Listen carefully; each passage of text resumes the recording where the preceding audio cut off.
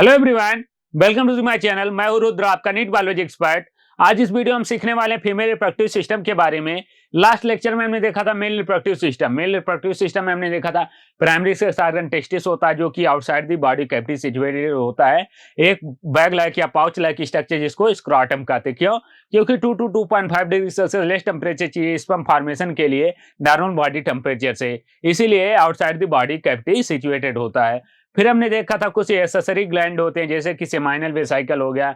हम फिर बात करें प्रोस्टेट ग्लैंड के बारे में, बल्बोरेथल के ग्लैंड के बारे में। ऐसे क्या थे? हमारे एक्सेसरी ग्लैंड थे जो कि कुछ सिक्रीशन को सिक्रीट करते थे। ये हेल्प करता था सीमन के फॉर्मेशन में। इसमें कैल्शियम पाया जाता था, फ्रक्टोज पाया जाता, जो कि एनर्जी का काम करता था। फिर हमने बात किया था कुछ एक्सेसरी डक्ट होते हैं, जैसे कि हम बात करें एपिडिडाइमिस, वाई डिफरेंस, वासा डिफरेंशिया। ये क्या काम करते थे? स्पर्म के मॉडिफिकेशन में हेल्प करते थे, उसके स्टोरेज में हेल्प करते थे और ट्रांसपोर्ट में हेल्प करते थे। फिर हमने देखा था मेल में एक कॉपलेटरी ऑर्गन होता है, पेनिस होता है, जिसके अंदर 2 तरह के मसल्स होते हैं जो कि इरेक्शन में हेल्प करते हैं। फिर हमने देखा था कि जो मेल सेक्स ऑर्गन होते हैं ये कहाँ सिचुएटेड होते हैं? ये पेल्विक कैविटी में सिचुएटेड होते हैं। पेल्विक कैविटी का मतलब होता है कि जो हमारे एब्डोमिनल कैविटी होता है उसके बाद का जो एरिया होता है उसको पेल्विक रीजन कहते हैं। इस पेल्विक रीजन में मेल रिप्रोडक्टिव सिस्टम सिचुएटेड होता है। आज इस वीडियो में देखने वाले हैं female reproductive system. Female reproductive system जो है ये भी हमारे पेल्विक रीजन में सिचुएटेड होता है। फीमेल के पेल्विक रीजन में सिचुएटेड होता है। अगर पेल्विक रीजन जो एब्डोमिनल कैविटी के बाद जो एरिया होगा उसको पेल्विक रीजन कहेंगे। इसमें भी जैसे मेल के अंदर प्राइमरी सेक्स ऑर्गन क्या टेस्टिस था, ऐसे फीमेल के अंदर क्या होता है? 1 पेयर प्राइमरी सेक्स ऑर्गन होता है जिसको हम नाम देते हैं ओवरी। ओवरी क्या होता है? जिसके अंदर क्या होता है? फीमेल गैमेट का फॉर्मेशन होता है। फीमेल गैमेट यानी कि ओवम का फॉर्मेशन होता है। Ovary is primary reproductive system gamete farming organ. क्या होते हैं? गैमेट फार्मिंग ऑर्गन या फिर गोनाड्स को हम क्या कहते हैं? प्राइमरी रिप्रोडक्टिव सिस्टम कहते हैं। इस फीमेल में ये प्राइमरी रिप्रोडक्टिव सिस्टम होता है 1 pair ovary situated in the abdominal cavity has 2 function. जैसे हमने देखा कि जो मेल के अंदर क्या होते हैं? टेस्टिस होते हैं। ये कहाँ बनते हैं? बनते तो हैं एब्डोमिनल कैविटी में, लेकिन during the 7th month of the pregnancy ये क्या होते हैं? डिसेंड डाउन हो जाते हैं बाय द इंगुअल कैनाल। कहां पे चले आते हैं? स्क्रॉटम के अंदर चले आते हैं, क्योंकि उनको स्पर्म का फॉर्मेशन करना होता है। लेकिन फीमेल के अंदर ऐसा नहीं होता। फीमेल के अंदर क्या होता है? जहां पे गैमेट, जहां पे इन ओवरी का फॉर्मेशन होता है, ये कहां पे हुआ? ये हुआ फीमेल के एब्डोमिनल कैविटी में। फीमेल के एब्डोमिनल कैविटी में ये क्या रहते हैं? ये सिचुएटेड रहते हैं, डिसेंड डाउन नहीं होते। क्यों? क्योंकि इनको नॉर्मल टेम्परेचर, जितना बॉडी टेम्परेचर है उसी टेम्परेचर पे काम करते हैं और क्या करते हैं? ओवम का फॉर्मेशन करते हैं। तो कहां सिचुएटेड होते हैं? एब्डोमिनल कैविटी में। यहाँ पे कंफ्यूजन हो सकता है कि ये भी डिसेंड डाउन हो जाते हैं। नहीं, ये डिसेंड डाउन नहीं होते। कहां सिचुएटेड होते हैं? एब्डोमिनल कैविटी के अंदर सिचुएटेड होते हैं। इसके अंदर 2 फंक्शन होता है। प्राइमरी फंक्शन क्या होता है? कि ओवम का फॉर्मेशन करना है। ऐसे हमने जब टेस्टिस के बारे में पढ़ा था, यहाँ पे आपको क्या करना है? दोनों चीजों को साथ में कंपेयर करना है। अगर हम फीमेल रिप्रोडक्टिव सिस्टम को पढ़ रहे हैं, पीछे हमने क्या पढ़ा है? मेल रिप्रोडक्टिव सिस्टम को पढ़ा है, तो यहाँ पे जो बातें होंगी उसको पीछे से कंपेयर करिए तो आपको ज्यादा समझ में आएगा। टेस्टिस में क्या था? टेस्टिस का 2 काम होता था। सबसे पहला काम होता था प्राइमरी वर्क, कि वो स्पर्म का फॉर्मेशन करता था। सेकेंडरी वर्क क्या करता था? कि वो कुछ हार्मोन का सिक्रीशन करता था, जैसे कि एंड्रोजन का। ये क्या होते थे? मेल सेक्स है हार्मोन होते थे, एंड्रोजन का सिक्रीशन करता था। ऐसे ही जो हमारा ओवरी होता है, ओवरी के भी 2 फंक्शन होते हैं। क्या क्या? Formation of gamete, that is ovum. Ovum का फॉर्मेशन करता है और क्या करता है? Synthesize female sex steroidal hormone, जिसको नाम देते हैं इस्ट्रोजन। इस्ट्रोजन या फिर इस्ट्रोजन, इस्ट्रोजन, इस तरह से आप याद कर सकते हैं। इस्ट्रोजन स्त्रीजन, इस्ट्रोजन स्त्रीजन, इस तरीके से आप एक ट्रिक की तरह कि फीमेल सेक्स हार्मोन कौन सा है? तो इस्ट्रोजन। एंड प्रोजेस्टेरॉन, प्रोजेस्टेरॉन भी क्या है? फीमेल के अंदर पाया जाता है। ये सेक्स हार्मोन है फीमेल का। नेक्स्ट अगर हम बात करें, ये हमारा फीमेल का सेक्स है। फीमेल का क्या है? रिप्रोडक्टिव सिस्टम है। इस रिप्रोडक्टिव सिस्टम में कौन कौन से स्ट्रक्चर पाए जाते हैं, इसकी अगर हम डिस्कस करें, इसके अंदर एक प्राइमरी स्ट्रक्चर पाया जाता है जिसको नाम दिया जाता है ओवरी। ओवरी क्या? ओवरी। इसी ओवरी में क्या होता है? ओवम का फॉर्मेशन होता है। ये जो ओवरी होती है, ये ओवरी फीमेल के यूट्राइन वाल से, फीमेल के यूट्राइन वाल से एक लिगामेंट के थ्रू कनेक्टेड होती है। लिगामेंट के थ्रू क्या होती है? ये फीमेल के यूट्राइन वाल से कनेक्टेड, फीमेल का यूट्रस होता है, यूट्रस ये ओवरी। अब इस ओवरी के जस्ट बाहर, ओवरी के जस्ट बाहर एक फिंगर लाइक प्रोजेक्शन होता है, जिसको नाम देते हैं इनफंडिबुलम फिम्ब्री। उसके ऊपर फनल शेप स्ट्रक्चर, इसको नाम देते हैं फिम्ब्री। फिम्ब्री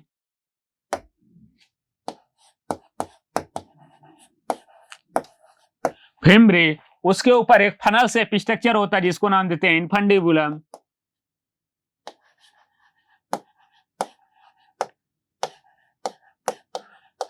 और एक ट्यूब लाइक स्ट्रक्चर होता है, जिसको नाम दिया जाता है फैलोपियन ट्यूब।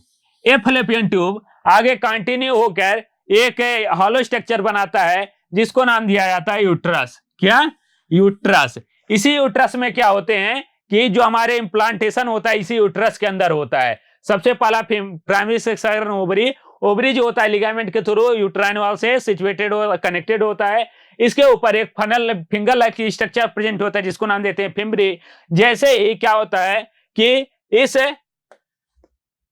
इस ओवरी के अंदर ओवम का फॉर्मेशन होता है, ये ओवम रिलीज हुआ। ओवम जैसे ही रिलीज होगा, यहां से जो फिम्ब्री होगी इसको कैप्चर कर लेगी। अब कैप्चर करके क्या कर देगी?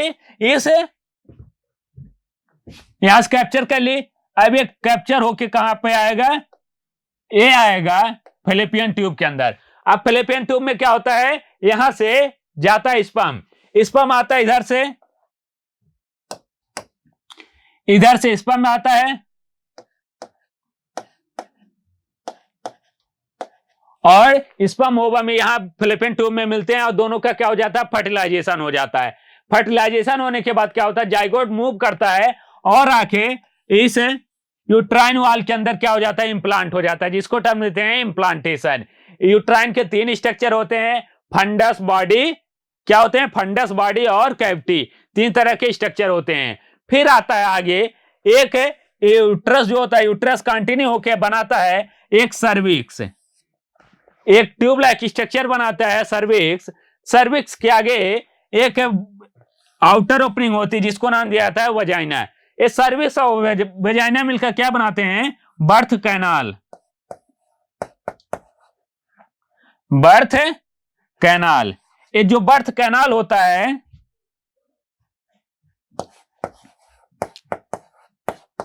बर्थ कैनाल, इस बर्थ कैनाल से क्या होता है कि बेबी का बर्थ होता है। यहां से इंप्लांटेशन हुआ, यहीं पे क्या होता है? बच्चे का ग्रोथ होता है, एम्ब्रियो का ग्रोथ होता है। और ये एम्ब्रियो क्या होता है? ड्यूरिंग द पार्चुरेशन यहां से निकलता है, और इस सर्विक्स के थ्रू आते फिर वेजाइना, वेजाइना जो होती है एक्सटर्नल ओपनिंग होती है, इसके थ्रू बाहर निकल जाता है। दोनों मिलकर क्या बनाते हैं? Birth canal. इंपॉर्टेंट क्वेश्चन है कि बर्थ कैनाल में क्या क्या होता है? सर्विक्स और वेजाइना मिलकर क्या बनाते हैं? बर्थ कैनाल का फॉर्मेशन करते हैं। ये क्या होता है? फीमेल रिप्रोडक्टिव सिस्टम होता है। अगर हम आगे बात करें, जैसे मेल के अंदर क्या थे? एक्सेसरी रिप्रोडक्टिव ऑर्गन थे, ऐसे या फिर सेकेंडरी रिप्रोडक्टिव ऑर्गन थे, ऐसे फीमेल के अंदर भी क्या होते हैं? एक्सेसरी या फिर सेकेंडरी रिप्रोडक्टिव ऑर्गन होते हैं। ये एक्सेसरी रिप्रोडक्टिव ऑर्गन डायरेक्ट इस ओवम का फॉर्मेशन नहीं करते, डायरेक्ट क्या होते हैं कि हमारे ओवम का फॉर्मेशन नहीं करते, लेकिन क्या करते हैं? उसमें हेल्प करते हैं। जैसे कि अगर हम बात करें एक्सेसरी डक्ट, कौन कौन से एक्सेसरी डक्ट हैं? फैलोपियन ट्यूब, क्या? फैलोपियन ट्यूब आपने अभी बात किया है, या फिर इसी को नाम दिया था ओविडक्ट। इसके 3 पार्ट होते हैं, isthmus, ampulla and infundibulum. Isthmus, ampulla and infundibulum. Next आता है यूट्रस, या फिर इसी को नाम दिया था वोम। इसके भी 3 पार्ट होते हैं, फंडस बॉडी एंड सर्विक्स। क्या क्या? Fundus body and cervix. Next आता है थर्ड वेजाइना। ये जो सर्विक्स और वेजाइना होते हैं आपस में मिलकर क्या बनाते हैं? बर्थ कैनाल का फॉर्मेशन करते हैं। अगर हम एक्सेसरी ग्लैंड की बात करें तो इसके अंदर एक एक्सेसरी ग्लैंड पाया जाता है, जिसको नाम देता है Bartholin gland.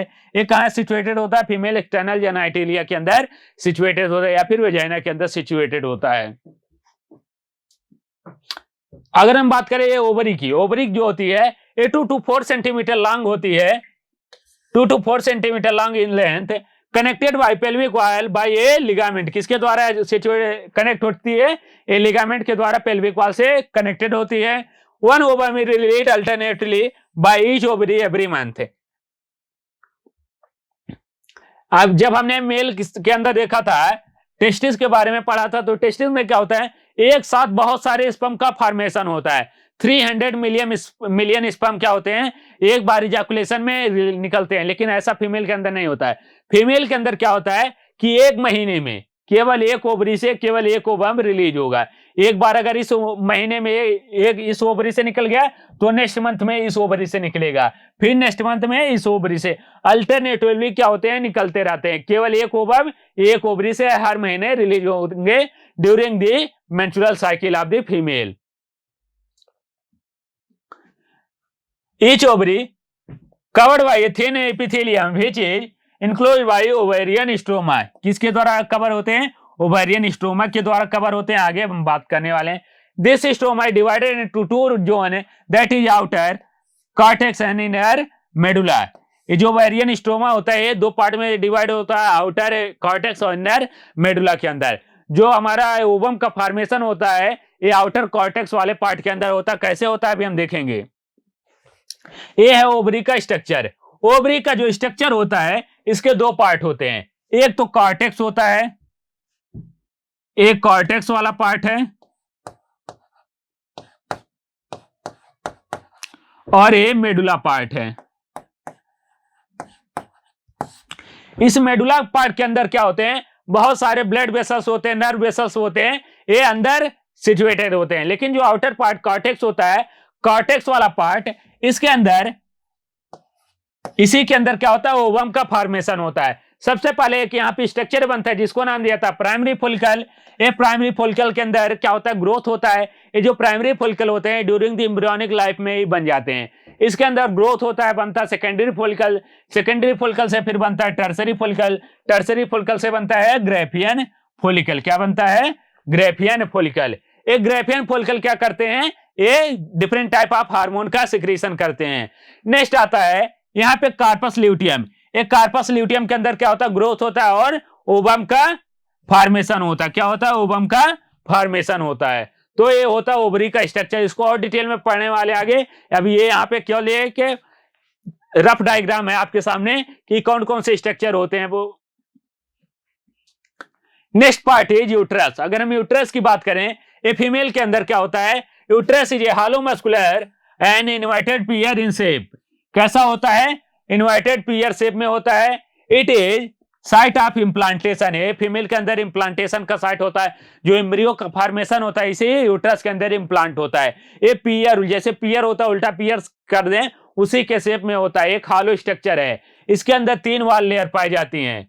It is divided into 3 part, fundus body and cervix.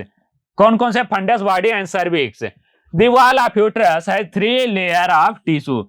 जो यूट्रस की वॉल होती है उसके अंदर 3 टिश्यू पाए जाते हैं। सबसे पहले पाया जाता है पेरीमेट्रियम, सेकंड पाया जाता है मायोमेट्रियम एंड थर्ड लेयर पाई जाती है एंडोमेट्रियम। ये तीनों जो लेयर होते हैं बहुत इंपॉर्टेंट होती हैं। यूट्रस में यही तीनों लेयर प्राइमरी फंक्शन करती हैं। कैसे करती हैं? जो प्राइमरी पेरीमेट्रियम होता है, द एक्सटर्नल थिन मेम्ब्रेन, ये एक्सटर्नल लेयर है, आउटर लेयर है और पतला लेयर है। नेक्स्ट आता myometrium, middle thick layer of smooth muscle exhibiting strong contraction during the baby birth. क्या होता है कि जो इम्प्लांटेशन होता है ये है यूट्रस का स्ट्रक्चर। इस यूट्रस के स्ट्रक्चर में 3 मसल लेयर पाई जाती है। सबसे बाहर जो पाया जाता है उसको नाम दिया जाता है ये पेरीमेट्रियम। सबसे बाहर लेयर पाई जाती है पेरीमेट्रियम। सेकंड लेयर पाई जाती है मायोमेट्रियम।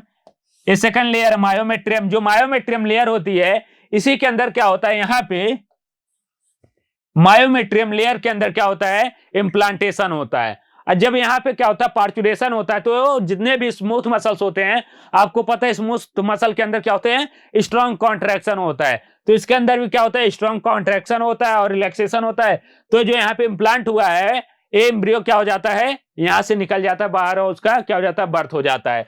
तो ये मायोमेट्रियम जो होता है इसके अंदर स्ट्रॉन्ग कॉन्ट्रैक्शन होता है। थर्ड लेयर आती है इंडोमेट्रियम। इंडोमेट्रियम जो होती है इनर ग्लैंडुलर लेयर होती है that uterine cavity undergo the cyclic change during the menstrual cycle. क्या होता है कि जो इंडोमेट्रियम लेयर होती है, इस इंडोमेट्रियम के अंदर क्या होता है, एक ग्लैंडुलर लेयर पाई जाती है। इसके अंदर छोटे छोटे ग्लैंड पाए जाते हैं। क्या होते हैं, ग्लैंड।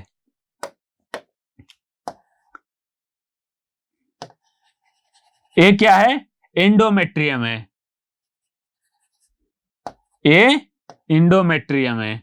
एंडोमेट्रियम क्या होता है, हर महीने क्या होता है जब मेंस्ट्रुअल साइकिल होता है तो ये टूट के गिर जाता है। इसके साथ ब्लड वेसल्स लगी होती हैं, वो भी टूट के गिरती हैं। तो क्या होता है, इसके साथ ब्लड आता है। ये हर साल क्या होता है, हर महीने क्या होता है, साइक्लिक चेंजेज इसके अंदर होते रहते हैं। ये टूट से के गिरता रहता है, इसके साथ ब्लड भी निकलते रहते हैं, और क्या होता है इसके साथ क्या होते हैं, फिर ये हर महीने नया बनता रहता है। तो क्या है, इंडोमेट्रियम ये थर्ड लेयर हमारी सबसे इनर लेयर होती है इंडोमेट्रियम। ये जो हमारे क्या होते हैं, सर्विक्स होते हैं, सर्वाइकल कैनाल होते हैं, इनके अंदर यहां से जो ब्लड वेसल्स होते हैं, ये ब्लड वेसल्स जब टूट के गिरते हैं तो यहाँ पे क्या होता है कि ये यहाँ पे इनका क्लॉटिंग नहीं होता है। सर्वाइकल कैनाल के अंदर या वेजाइना के अंदर ये जो ब्लड निकलते हैं यहाँ से, इन ब्लड का क्लॉटिंग नहीं होता। क्यों नहीं होता, क्योंकि इसके अंदर जो क्लॉटिंग एंजाइम होते हैं वो एब्सेंट होते हैं। ऐसा क्यों होता है, क्योंकि एज ए डिफेंस मैकेनिज्म ये ह्यूमन के अंदर काम करता है। ये ऊपर भगवान ने ही बना के दिया एज ए डिफेंस। क्यों, क्योंकि अगर यहाँ पे क्या हो जाएगा, यहाँ पे ब्लड की क्लॉटिंग हो जाएगी तो यहाँ पे बैक्टीरियल इन्फेक्शन हो जाएंगे और यहाँ पे बहुत सारी डिजीज हो जाएंगी। तो ऐसा ना हो, इसलिए इस ब्लड के अंदर क्या होते हैं, जो मायोमेट्रियम वाले इंडोमेट्रियम वाले ब्लड वेसल्स होते हैं उनके अंदर क्लॉटिंग एंजाइम नहीं पाए जाते हैं। जब क्लॉटिंग एंजाइम नहीं पाएगा तो वहां पे ब्लड क्या होगा, क्लॉट नहीं होगा, और क्लॉट नहीं होगा तो यहाँ से ये बाहर निकल जाएगा ड्यूरिंग दी मेंस्ट्रुअल साइकिल। ये क्या होते हैं, ये female sex female reproductive organ होते हैं। इसके बारे में हमने डिटेल में पढ़ लिया। हमारा नेक्स्ट पार्ट है वेजाइना। अगर हम फीमेल के एक्सटर्नल जेनिटलिया की बात करें तो उसका नाम होता है vagina. Vagina is a tube extended from cervix to outside the body. ये कहाँ पे होता है, ये बाहर की तरफ खुलता है। कहाँ से खुलता है, ये हमारा जो यूट्रस होता है, फीमेल का यूट्रस होता है, फीमेल के यूट्रस से निकलता है सर्विक्स से होते हुए, और ये बाहर खुलता है और बाहर की ओपनिंग करता है। इसको नाम दिया था वेजाइना। अगर हम वेजाइना की बात करें, फंक्शन ऑफ वेजाइना, इसके दो फंक्शन होते हैं। सबसे पहला मेंस्ट्रुअल पैसेज के लिए करता है, provide passage for menstrual flow.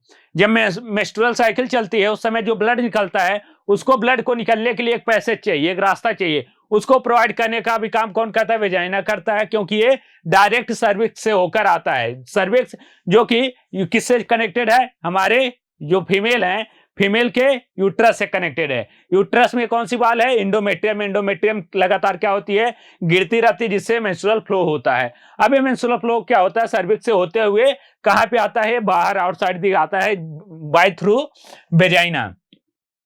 It receive sperm during intercourse. ये क्या होता है, ये फीमेल कॉपलेटरी ऑर्गन भी होता है। जैसे मेल के अंदर कॉपलेटरी ऑर्गन पेनिस होता है, ऐसे फीमेल के अंदर कॉपलेटरी ऑर्गन जो होता है वेजाइना होता है। इससे क्या होता है, इंटरकोर्स में ये स्पर्म को रिसीव करता है। It also form the part of birth canal during the delivery of baby. ये क्या करता है, ये सर्विक्स से मिलकर क्या बनाता है, बर्थ कैनाल का फॉर्मेशन करता है। तो ये तीन फंक्शन हो गए वेजाइना के, क्या क्या, मेंस्ट्रुअल फ्लो में हेल्प करता है, और ये बर्थ कैनाल बनाता है, और इंटरकोर्स में हेल्प करता है। एक्सटर्नल जेनिटलिया की अगर हम बात करें, female external genitalia include mons pubis, labia majora, labia minora, hymen, clitoris. They are the collectively known as vulva. क्या कहते हैं इसको, यूबला कहते हैं। फीमेल एक्सटर्नल जेनिटलिया के पार्ट हैं। सबसे पहला आता है मॉन्स प्यूबिस, फिर आता है लेबिया मेजोरा, लेबिया माइनोरा, क्लाइटोरिस। ये सारे क्या हैं, फीमेल एक्सटर्नल जेनिटलिया। जैसे ह्यूमन के मेल के अंदर क्या होते हैं, पेनिस हो गया, स्क्रोटम हो गया, ये मेल एक्सटर्नल जेनिटलिया होते हैं। ऐसे फीमेल के अंदर क्या होते हैं, लेबिया मेजोरा, लेबिया माइनोरा। अब क्या होते हैं, आगे हम बात करते हैं। लेबिया मॉन्स प्यूबिस की बात करें, it is cushion of fatty tissue covered by skin and pubic hair. ये जो एब्डोमिनल कैविटी है, एब्डोमिनल कैविटी के जस्ट नीचे जो वाला जो एरिया होता है, जहां पे क्या होते हैं, हिप बोन पाए जाते हैं, इसको नाम दिया जाता है मॉन्स प्यूबिस। यहाँ पे एक फैटी स्ट्रक्चर प्रेजेंट होता है, इसके नीचे फैट स्ट्रक्चर प्रेजेंट होता है, और यहाँ पे हेयर लाइक स्ट्रक्चर, हेयर भी पाए जाते हैं जिसको नाम देता है प्यूबिक हेयर। तो इस एरिया को नाम देता है मोन्स प्यूबिस। एक कुशन फैटी स्ट्रक्चर होता है, फैटी टिश्यू का बना होता है, और इसके ऊपर क्या होता है, प्यूबिक हेयर भी पाए जाते हैं। लेबिया माइनोरा, अगर हम लेबिया माइनोरा की बात करें, they are fleshy fold of tissue which is extended down from the mons pubis and surrounded by vaginal opening. जो वेजाइनल ओपनिंग है, ये क्या है, वेजाइनल, ये वेजाइना है। अब वेजाइना के नीचे क्या होता है, एक फ्लैशी फोल्ड टिश्यू पाया जाता है, फ्लैशी फोल्ड टिश्यू पाया जाता है। वेजाइना का क्या है, यहां वेजाइना का ओपनिंग है, नीचे यूरेथ्रल ओपनिंग हो गई, नीचे यूरेथ्रल ओपनिंग हो गई, नीचे इसके क्या होता है, यहां पे एक फ्लैशी फोल्ड की टिश्यू पाई जाती है जिसको नाम दिया जाता है लेबिया मेजोरा। ये होता है female external genitalia surrounded by vaginal opening. किसके द्वारा सराउंडेड होता है, वेजाइनल ओपनिंग के द्वारा होता है। नेक्स्ट होता है लेबिया माइनोरा। जो लेबिया माइनोरा होता है, ये लेबिया मेजोरा के नीचे, लेबिया मेजोरा के नीचे सिचुएटेड होता है या उससे कनेक्टेड होता है। Labia minora paired fold of tissue under the labia majora. किसके अंडर होता है, लेबिया मेजोरा के अंदर होता है। क्लाइटोरिस, अगर हम क्लाइटोरिस की बात करें, क्लाइटोरिस, यहां पे क्लाइटोरिस के बारे में एक इंपॉर्टेंट पॉइंट ये है कि क्लाइटोरिस जो होता है वो मेल के पेनिस के होमोलॉगस होता है। जैसे मेल के अंदर पेनिस होता है, ऐसे फीमेल के अंदर एक फिंगर लाइक प्रोजेक्शन पाया जाता है, छोटा सा होता है। इस फिंगर लाइक प्रोजेक्शन को नाम दिया है क्लाइटोरिस। एक किसके होमोलॉगस होता है, मेल के पेनिस के होमोलॉगस होता है। Tiny finger like structure which lie at the upper junction of the two labia minora under the urethral opening. कहां पे पाया जाता है, ये टू लेबिया मेजोरा की जो जंक्शन होता है उसके ऊपर पाया जाता है। Hymen, hymen very important point. Hymen की अगर हम बात करें तो जो यहां पे वेजाइनल ओपनिंग होती है, वेजाइनल ओपनिंग होती है, इस वेजाइनल ओपनिंग के ऊपर एक मेम्ब्रेनस स्ट्रक्चर पाया जाता है। वेजाइनल ओपनिंग, वेजाइनल ओपनिंग के ऊपर एक पार्शियल मेम्ब्रेनस स्ट्रक्चर पाया जाता है। ड्यूरिंग द क्वाइटस ये मेम्ब्रेनस स्ट्रक्चर क्या हो जाता है, टूट जाता है। Opening of the vagina often covered by partially by a membrane called hymen. जो वेजाइनल ओपनिंग होती है उसके ऊपर एक पार्शियल कवर्ड पाया जाता है, पार्शियल मेम्ब्रेन पाई जाती है जिसको नाम दिया जाता है हाइमन। ये हाइमन क्या होता है कि इसको वेजाइनल ओपनिंग को कवर करने का काम करता है। जब फर्स्ट क्वाइटस होता है, ड्यूरिंग द फर्स्ट क्वाइटस एक मेम्ब्रेन क्या होती है, टूट जाती है। इसीलिए जो इंडियन फीमेल है या फिर बहुत सारे फैमिली हैं, यहाँ पे क्या होता है, एक भ्रांतियां फैली होती हैं कि जो वेजाइन यहाँ पे हाइमन है, ये हाइमन हमेशा क्या होगा, क्वाइटस से ही टूटता है। ऐसा नहीं होता है। जो हाइमन होता है ये कई बार एक्टिविटी से भी टूट सकता है, जैसे कि साइकिलिंग हो गई, या फिर हम बात करें कूदने से हो गई, जॉल्ट कहीं कूदने से, या फिर कहीं तेजी से धक्का लग गया उसकी वजह से भी क्या होता है, कई बार ये टूट जाता है हाइमन। तो ये क्या है, हाइमन किसकी वर्जिनिटी की निशानी है? नहीं, ऐसा नहीं है कुछ। ये होता कुछ इस तरीके का स्ट्रक्चर होता है। ऊपर फिंगर लाइक प्रोजेक्शन होता है जिसको नाम क्लाइटोरिस कहते हैं। फिर उसके नीचे यूरेथ्रल ओपनिंग होती है, उसके नीचे क्या होता है, वेजाइनल ओपनिंग होती है। फिर आता है यहाँ पे लेबिया माइनोरा। लेबिया माइनोरा जो होती है ये बाहर क्या होता है, लेबिया मेजोरा, उसके नीचे पाई जाती है लेबिया माइनोरा, और सबसे बाहर की तरफ क्या होता है, लेबिया माइजोरा। यहाँ पे इतनी चीज समझ में आए। ऊपर क्या होता है, यूरेथ्रल ओपनिंग होता है, नीचे वेजाइनल ओपनिंग होती है। यहाँ पे एनसीईआरटी में क्वेश्चन दिया हुआ है, व्हाई द प्रेजेंस और absence of hymen is not a reliable indicator of virginity और सेक्सुअल एक्सपीरियंस। हमने क्या बताया कि जो सेक्सुअल एक्सपीरियंस फर्स्ट क्वाइटस के दौरान क्या होता है, ये हाइमन क्या होता है, टूट जाता है। तो लोग क्या कहते हैं कि अगर किसी में हाइमन टूटा हुआ है तो यानी कि उसके पास क्या है, सेक्सुअल एक्सपीरियंस या उसको क्या हुआ है, क्वाइटस हुआ है। तो ऐसा नहीं है। It also be broken by sudden fall. कब टूट सकता है, सडन फॉल, अगर अचानक से गिर गए तब भी, या जॉल्ट।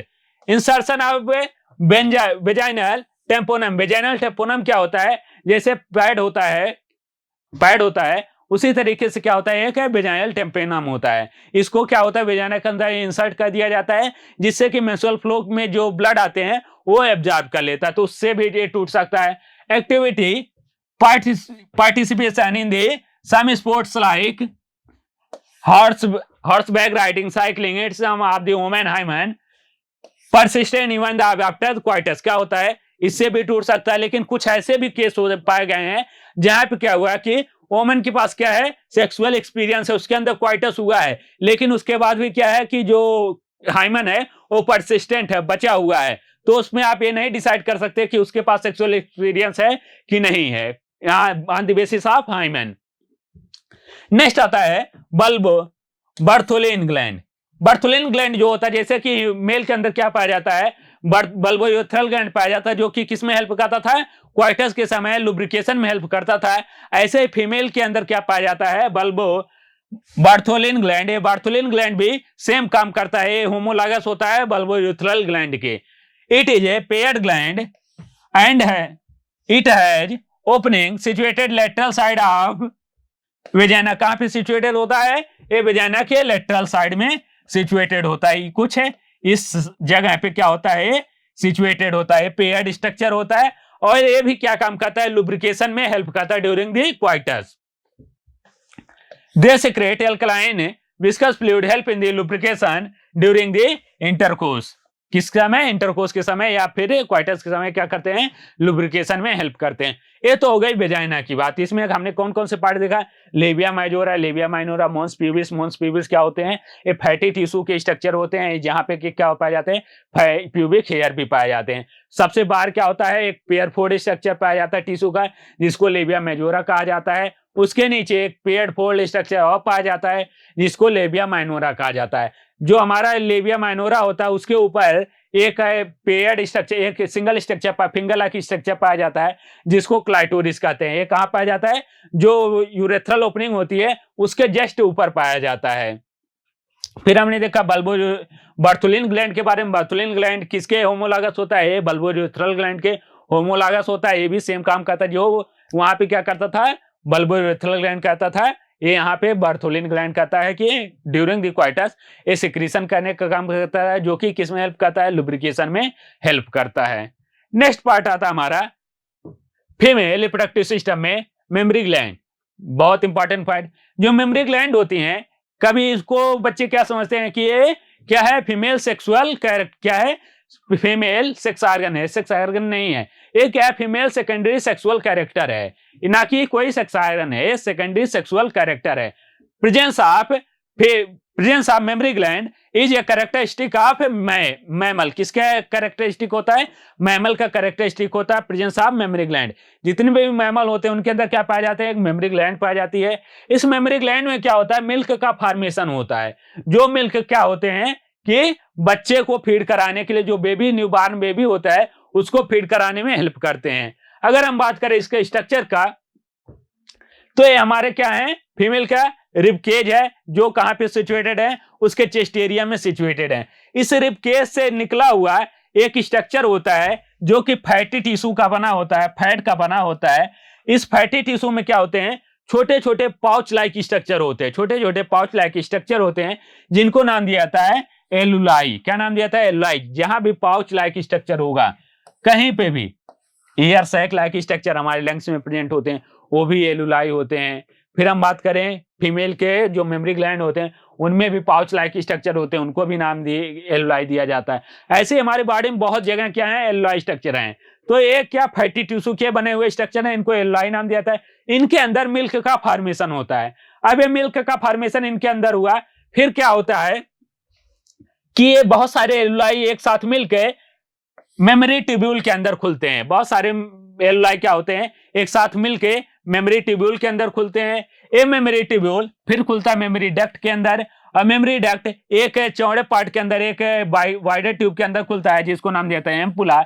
जहां भी वाइडर पार्ट आएगा उसको नाम दिया जाएगा एम्पुला। एम्पुला फिर खुलता है लेक्टिफेरस डक्ट के अंदर, लेक्टिफेरस डक्ट, और लेक्टिफेरस डक्ट खुल जाते हैं बाहर, outside the through the nipple. इसका फ्लो चार्ट इस तरीके से, सबसे पहले क्या आते हैं, मेनी एलुलाई, बहुत सारे एलुलाई होते हैं। मेनी एलुलाई मिलकर क्या बनाते हैं, मेमोरी ट्यूब्यूल्स, बहुत सारे मेमोरी ट्यूब्यूल्स मिलकर बनाते हैं मेमोरी डक्ट, और बहुत सारे मेमोरी डक्ट मिलकर बनाते हैं सिंगल मेमोरी एम्पुला। ये मेमोरी एम्पुला मिलकर क्या बनाते हैं, वन लेक्टिफेरस डक्ट, और लेक्टिफेरस डक्ट किस में खुल जाते हैं? आउटसाइड दी निप्पल के थ्रू बाहर खुल जाते हैं। ये होता है मेमरी ग्लैंड। फीमेल मैमल का कैरेक्टरिस्टिक फीचर होता है presence of mammary gland. Mammary gland, functional mammary gland is a characteristic of mammary gland is a characteristic of all female mammal. किसका कैरेक्टरिस्टिक है? सभी फीमेल मैमल का characteristic होता है। They beginning to develop at the first puberty under the influence of estrogen and progesterone hormone. अभी हमने बताया कि क्या है, एक सेक्स ऑर्गन नहीं है, ये क्या है? सेकेंडरी सेक्सुअल कैरेक्टर है। सेकेंडरी सेक्सुअल कैरेक्टर का मतलब होता है ऐसा कैरेक्टर जो कि आफ्टर प्यूबर्टी क्या हो, डेवलप होता है। जैसे कि प्रेजेंस ऑफ हेयर, जो बॉडी में हेयर ग्रोथ होते हैं, वो भी क्या है? सेकेंडरी सेक्सुअल कैरेक्टर है। या फिर हम बात करें पिच वॉइस का, वो हाई पिच वॉइस, ये भी सेकेंडरी सेक्सुअल कैरेक्टर होता है। हम बात करें फीमेल के अंदर क्या हो जाता है? मेमरी ग्लैंड का ग्रोथ होने लगता है, ये भी सेकेंडरी सेक्सुअल कैरेक्टर होता है। ये क्यों होता है? क्योंकि प्यूबर्टी पे क्या होते हैं, जो सेक्सुअल हार्मोन होते हैं वो उनका लेवल जो होता है वो हाई हो जाता है। जैसे कि हम बात करें फीमेल के अंदर एस्ट्रोजन और प्रोजेस्टेरॉन का जो लेवल होता है वो हाई हो जाता है। एस्ट्रोजन और प्रोजेस्टेरॉन की लेवल की हाई वजह से क्या होता है कि मेमरी ग्लैंड का ग्रोथ होने लगता है। एस्ट्रोजन एंड प्रोजेस्टेरॉन हार्मोन किसके प्रेजेंस में? एस्ट्रोजन और प्रोजेस्टेरॉन के हार्मोन में। Externally each breast has projection known as nipple surrounded by circular pigmented area skin known as areola. क्या होता है कि जहां पे लेक्टिफेरस डक्ट बाहर खुलते हैं, ये लेक्टिफेरस डक्ट बाहर खुलते हैं, उसके चारों तरफ एक लेयर पाई जाती है, एक मसल लेयर पाई जाती है जिसका नाम होता है डार्क स्किन कलर होता है, इसको नाम दिया था एरियोला। तो ये पूछा गया क्वेश्चन है कि निप्पल के चारों तरफ है जो डार्क स्किन एरिया होता है उसको क्या नाम दिया जाता है? वो एरियोला होता है। पिगमेंटेड एरिया होता है areola. The mammary gland are paired structure, जिसको नाम दिया था फीमेल के अंदर ब्रेस्ट नाम दिया जाता है, that contain glandular tissue and variable amount of fat. क्या होते हैं ये? ग्रैंडुलर टिश्यू का बने होते हैं और वेरिएबल अमाउंट ऑफ फैट। यहीं पे क्या होता है? मिल्क का सिक्रीशन होता है, मिल्क का फॉर्मेशन होता है। अगर आगे हम बात करें next function of mammary gland, mammary gland का फंक्शन क्या होता है? सबसे पहला फंक्शन होता है secretion and ejection of milk which known as lactation. किसका सिक्रीशन करना? मिल्क का सिक्रीशन करना, जिसको नाम देते हैं लैक्टेशन नाम देते हैं। Lactation is associated with the pregnancy and child birth. ये कब होता है? जब फीमेल प्रेग्नेंट होती है तब यहाँ पे मिल्क का बनना क्या हो जाता है? स्टार्ट हो जाता है। आफ्टर दी क्या होता है? जब बच्चे का जन्म हो जाता है, यानी कि आफ्टर द पार्चुरेशन, तब क्या होता है? इसमें फीमेल जो मिल्क होता है वो सिक्रीट आउट होने लगता है, वो बाहर आने लगता है, तो उसको नाम दिया था lactation. Help in the mother in the feeding the newborn, किस में हेल्प करता है? न्यूबॉर्न को फीड करने में भी हेल्प करता है। हार्मोनल इन्फ्लुएंस की बात करें, इसका इंपॉर्टेंट पॉइंट कि कौन सा हार्मोन उस समय इन्फ्लुएंस करता है, तो सबसे पहला हार्मोन आता है एस्ट्रोजन एंड प्रोजेस्टेरॉन। ये क्या करता है? Stimulate the development of mammary gland. किसको में हेल्प करता है? मेमरी ग्लैंड के डेवलपमेंट में हेल्प करता है। नेक्स्ट हार्मोन आता है prolactin, stimulate the milk production, ये मिल्क के प्रोडक्शन में हेल्प करता है। लेकिन ऑक्सीटोसिन जो होता है वो मिल्क को सिक्रीट आउट करता है। मिल्क को सिक्रीट आउट का मतलब क्या होता है कि जो एम्पुला होता है, जो एल्लाई होते हैं, वो एल्लाई में से सिक्रीट करने का काम करता है। यहाँ पे दो कंफ्यूजन है। यहाँ पे क्या हुआ कि जो ऑक्सीटोसिन है, ऑक्सीटोसिन ने क्या किया है? इस एल्लाई में जो मिल्क बना है उस मिल्क को कहां पे लाया? ट्यूब्यूल्स के अंदर सिक्रीट आउट कर दिया, उस ट्यूब्यूल के अंदर सिक्रीट आउट कर दिया। ये होता है किसके प्रेजेंस में? ऑक्सीटोसिन की प्रेजेंस में। लेकिन आउटसाइड द बॉडी जो निकलता है मिल्क, आउटसाइड द बॉडी एक कैसे निकलता है? किसी हार्मोन के प्रेजेंस में नहीं निकलता है, ये फिजिकल प्रोसेस होता है bye the process of sucking. कहां है? जब बच्चे फीड करते हैं, सक करते हैं, उसके द्वारा क्या होता है? ये एम्पुला से बाहर निकलता है। तो ये पॉइंट समझ में आया? ऑक्सीटोसिन कहां पे क्या हेल्प करता है? Stimulate ejection of milk, milk के इजेक्शन में हेल्प करता है। प्रोलैक्टिन क्या करता है? Stimulate the milk production. Next point आता है कोलेस्ट्रम। कोलेस्ट्रम की अगर हम बात करें, the milk produce in the initial few days of lactation it contain antibody IgA essential to the develop the resistance for the newborn. जो initial की 4-5 दिन के मिल्क होते हैं, जैसे कि पार्चुरेशन हुआ, पार्चुरेशन के बाद 4-5 दिन का जो मिल्क होता है उनके अंदर एक आईजीए हार्मोन पाया जाता है, आईजीए एंटीबॉडी, आईजीए एंटीबॉडी। ये क्या होता है, आईजीए एंटीबॉडी की जो होता है, ये बच्चे के जो न्यूबॉर्न बेबी होता है उनमें क्या होता है कि उनको प्रोटेक्ट करने का काम करता है, उनका इम्यून सिस्टम स्ट्रांग बनाने का काम करता है। उसको नाम दिया जाता है कोलेस्ट्रम। कोलेस्ट्रम जो होता है ये मिल्क ही होता है, इसके अंदर एक्स्ट्रा क्या पाया जाता है, आईजीए एंटीबॉडी पाया जाता है। इसका जो कलर होता है हल्का सा येलोइश कलर में पाया जाता है, किसमें, येलोइश कलर में। तो इसको आप याद रख सकते हैं, कौन सी एंटीबॉडी पाई जाती है कोलेस्ट्रम के अंदर, आईजीए एंटीबॉडी पाई जाती है। Essential for the development of develop resistance to for newborn baby, highly commanded by doctors in initial period of infant growth of bringing the healthy baby.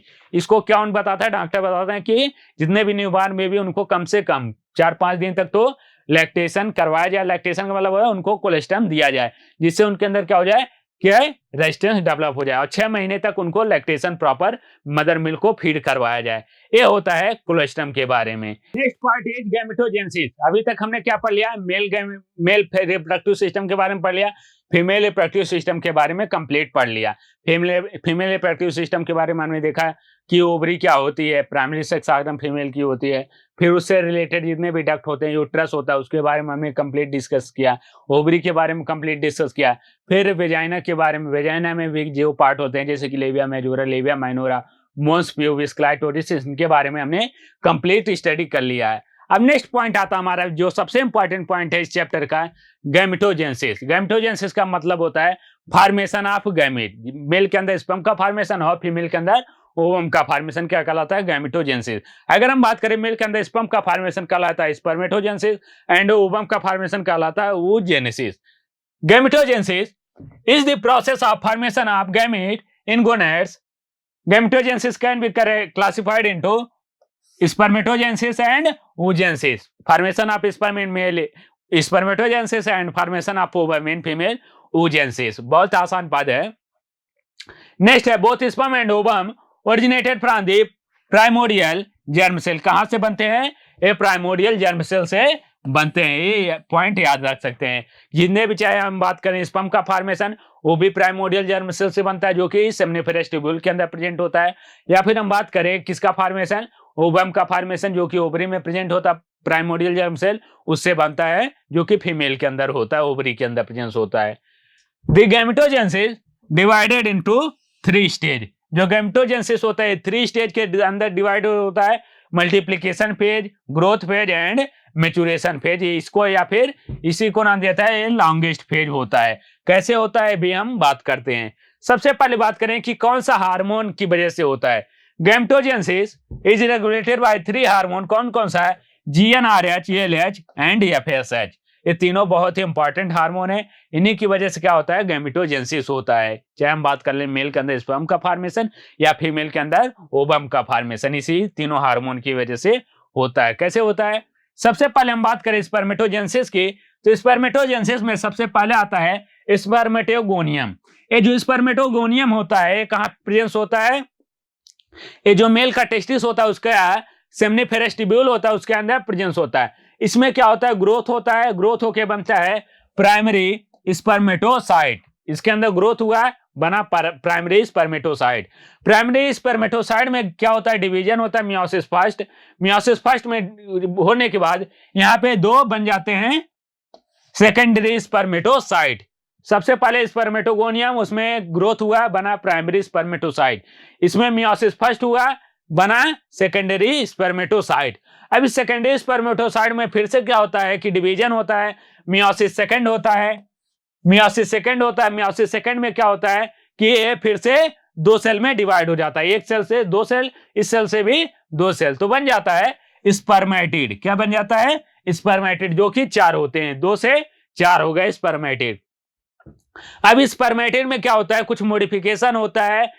Modification होके किस में कन्वर्ट हो जाता है, स्पर्म के अंदर कन्वर्ट हो जाता है। ये होता है स्पर्मेटोजेनेसिस। क्या होता है, स्पर्मेटोजेनेसिस। सबसे पहले स्पर्मेटोगोनियम में ग्रोथ हुआ, प्राइमरी स्पर्मेटोसाइट बना, इसमें मियोसिस फर्स्ट हुआ, सेकेंडरी स्पर्मेटोसाइट मियोसिस सेकंड हुआ, बना स्पर्मेटिड। स्पर्मेटिड में मॉडिफिकेशन होता है, बनता है हमारा स्पर्म। क्या बनता है? स्पर्म। हम बात करें oogenesis की, तो oogenesis कॉम्प्लेक्स रिएक्शन होता है कंपेयर टू स्पर्मेटोजेनेसिस के। जो स्पर्मेटोजेनेसिस होता है एक कंटिन्यूअस प्रोसेस है। इसको इस तरह समझते हैं कि जो स्पर्मेटोजेनेसिस होता है ना, आप लोकल लैंग्वेज में समझें कि अगर आदमी कोई काम ठान लेता है तो उसको खत्म करके ही मानता है। तो ठीक उसी तरीके से इसमें क्या होता है कि अगर इस सेल को स्पर्म बनना है तो एक कंटिन्यूअस सेल क्या बन जाएगा? स्पर्म बन जाएगा। यहाँ पे कहीं पे लैक नहीं हुआ, कहीं पे एक सेल क्या हुए? अरेस्ट नहीं हुए। जैसे यहाँ पे स्पर्मेटोगोनियम हुआ, उसमें ग्रोथ हुआ, ये बना प्राइमरी स्पर्मेटोसाइट, सेकेंडरी स्पर्मेटोसाइट, ये बन जाते हैं क्या? स्पर्म में अंदर एक कन्वर्ट हो जाए। एक कंटिन्यूअस प्रोसेस है। लेकिन क्या होता है जो oogoनियम होता है, oogoनियम कंटिन्यूअस प्रोसेस नहीं होता है। यहाँ पे क्या होता है, बहुत जगह ये अरेस्ट हो जाते हैं, रुक जाते हैं, टाइम टेकिंग प्रोसेस होता है। कैसे होता है? इसके अंदर जब फीमेल बेबी का फॉर्मेशन होता है, during the puberty female baby का फॉर्मेशन होता है, उसी समय क्या हो जाता है, ड्यूरिंग द एम्ब्रियोजेनेसिस, एम्ब्रियो का फॉर्मेशन के समय वहां पे oogoनियम या फिर स्टेम सेल कहें, ये फीमेल के अंदर स्टोर हो जाती हैं। फीमेल के ओवरी के अंदर क्या हो जाती है? स्टोर हो जाती हैं। ये कितनी होती है? फीमेल के ओवरी के अंदर स्टोर हो गई। अब यहाँ पे ये रुक गई। अब क्या होता है, इसके अंदर माइटोसिस होता है ड्यूरिंग दी फीटल लाइफ। क्या होता है? फीटल लाइफ में इसके अंदर माइटोसिस होता है, इसका डिवीजन होता है, बनते हैं डॉटर oogoनियम। क्या बनते हैं? डॉटर oogoनियम बनते हैं। ये सारी चीजें कहां पे हुई? Before birth. अब क्या हुआ? इनके अंदर ग्रोथ होता है। ग्रोथ होने के बाद क्या होता है, ये बनती है प्राइमरी oocyte के अंदर। ग्रोथ हुआ, बनी प्राइमरी oocyte। यहाँ पे बच्चे का बर्थ हो गया, अब बनी, यहाँ पे जितने बननी थी बन गई। अब यहाँ पे नया फॉर्मेशन oogoनियम का नहीं होता है, बनी प्राइमरी oocyte। अब प्राइमरी oocyte क्या होता है, प्यूबर्टी के ऊपर अरेस्ट आता है। प्यूबर्टी के ऊपर ये अरेस्ट हो गया। जैसे प्यूबर्टी आती है, आफ्टर द प्यूबर्टी इसके अंदर क्या होता है, मियोसिस फर्स्ट होता है। मियोसिस फर्स्ट में दो डिवीजन होता है, अनइक्वल डिवीजन होता है। एक बनता है 23 क्रोमोसोम का फर्स्ट पोलर बॉडी, जिसके अंदर क्या होता है, साइटोप्लाज्म 0 होता है। एक लार्ज सेल बनता है जिसको नाम दिया जाता है सेकेंडरी oocyte। क्या बनता है? Secondary oocyte। ये हर महीने एक सेकेंडरी oocyte रिलीज होते रहते हैं आफ्टर द प्यूबर्टी। क्या जब मेंस्ट्रुअल साइकिल आता है, ये सेकेंडरी oocyte एक ओवरी से क्या आया, निकल के रिलीज हो गया। अब ये सेकेंडरी oocyte क्या होते हैं, इसी तरीके से पड़े होते हैं जब तक इनका फर्टिलाइजेशन नहीं होता। फर्टिलाइजेशन का मतलब जब तक इनको स्पर्म टच नहीं करता है तब तक ये क्या होते हैं, अरेस्ट होते हैं मेटाफेज सेकंड में। मेटाफेज सेकंड में क्या होते हैं, ये अरेस्ट होते हैं। आफ्टर द फर्टिलाइजेशन क्या होता है, इसके अंदर मियोसिस सेकंड कंप्लीट होता है।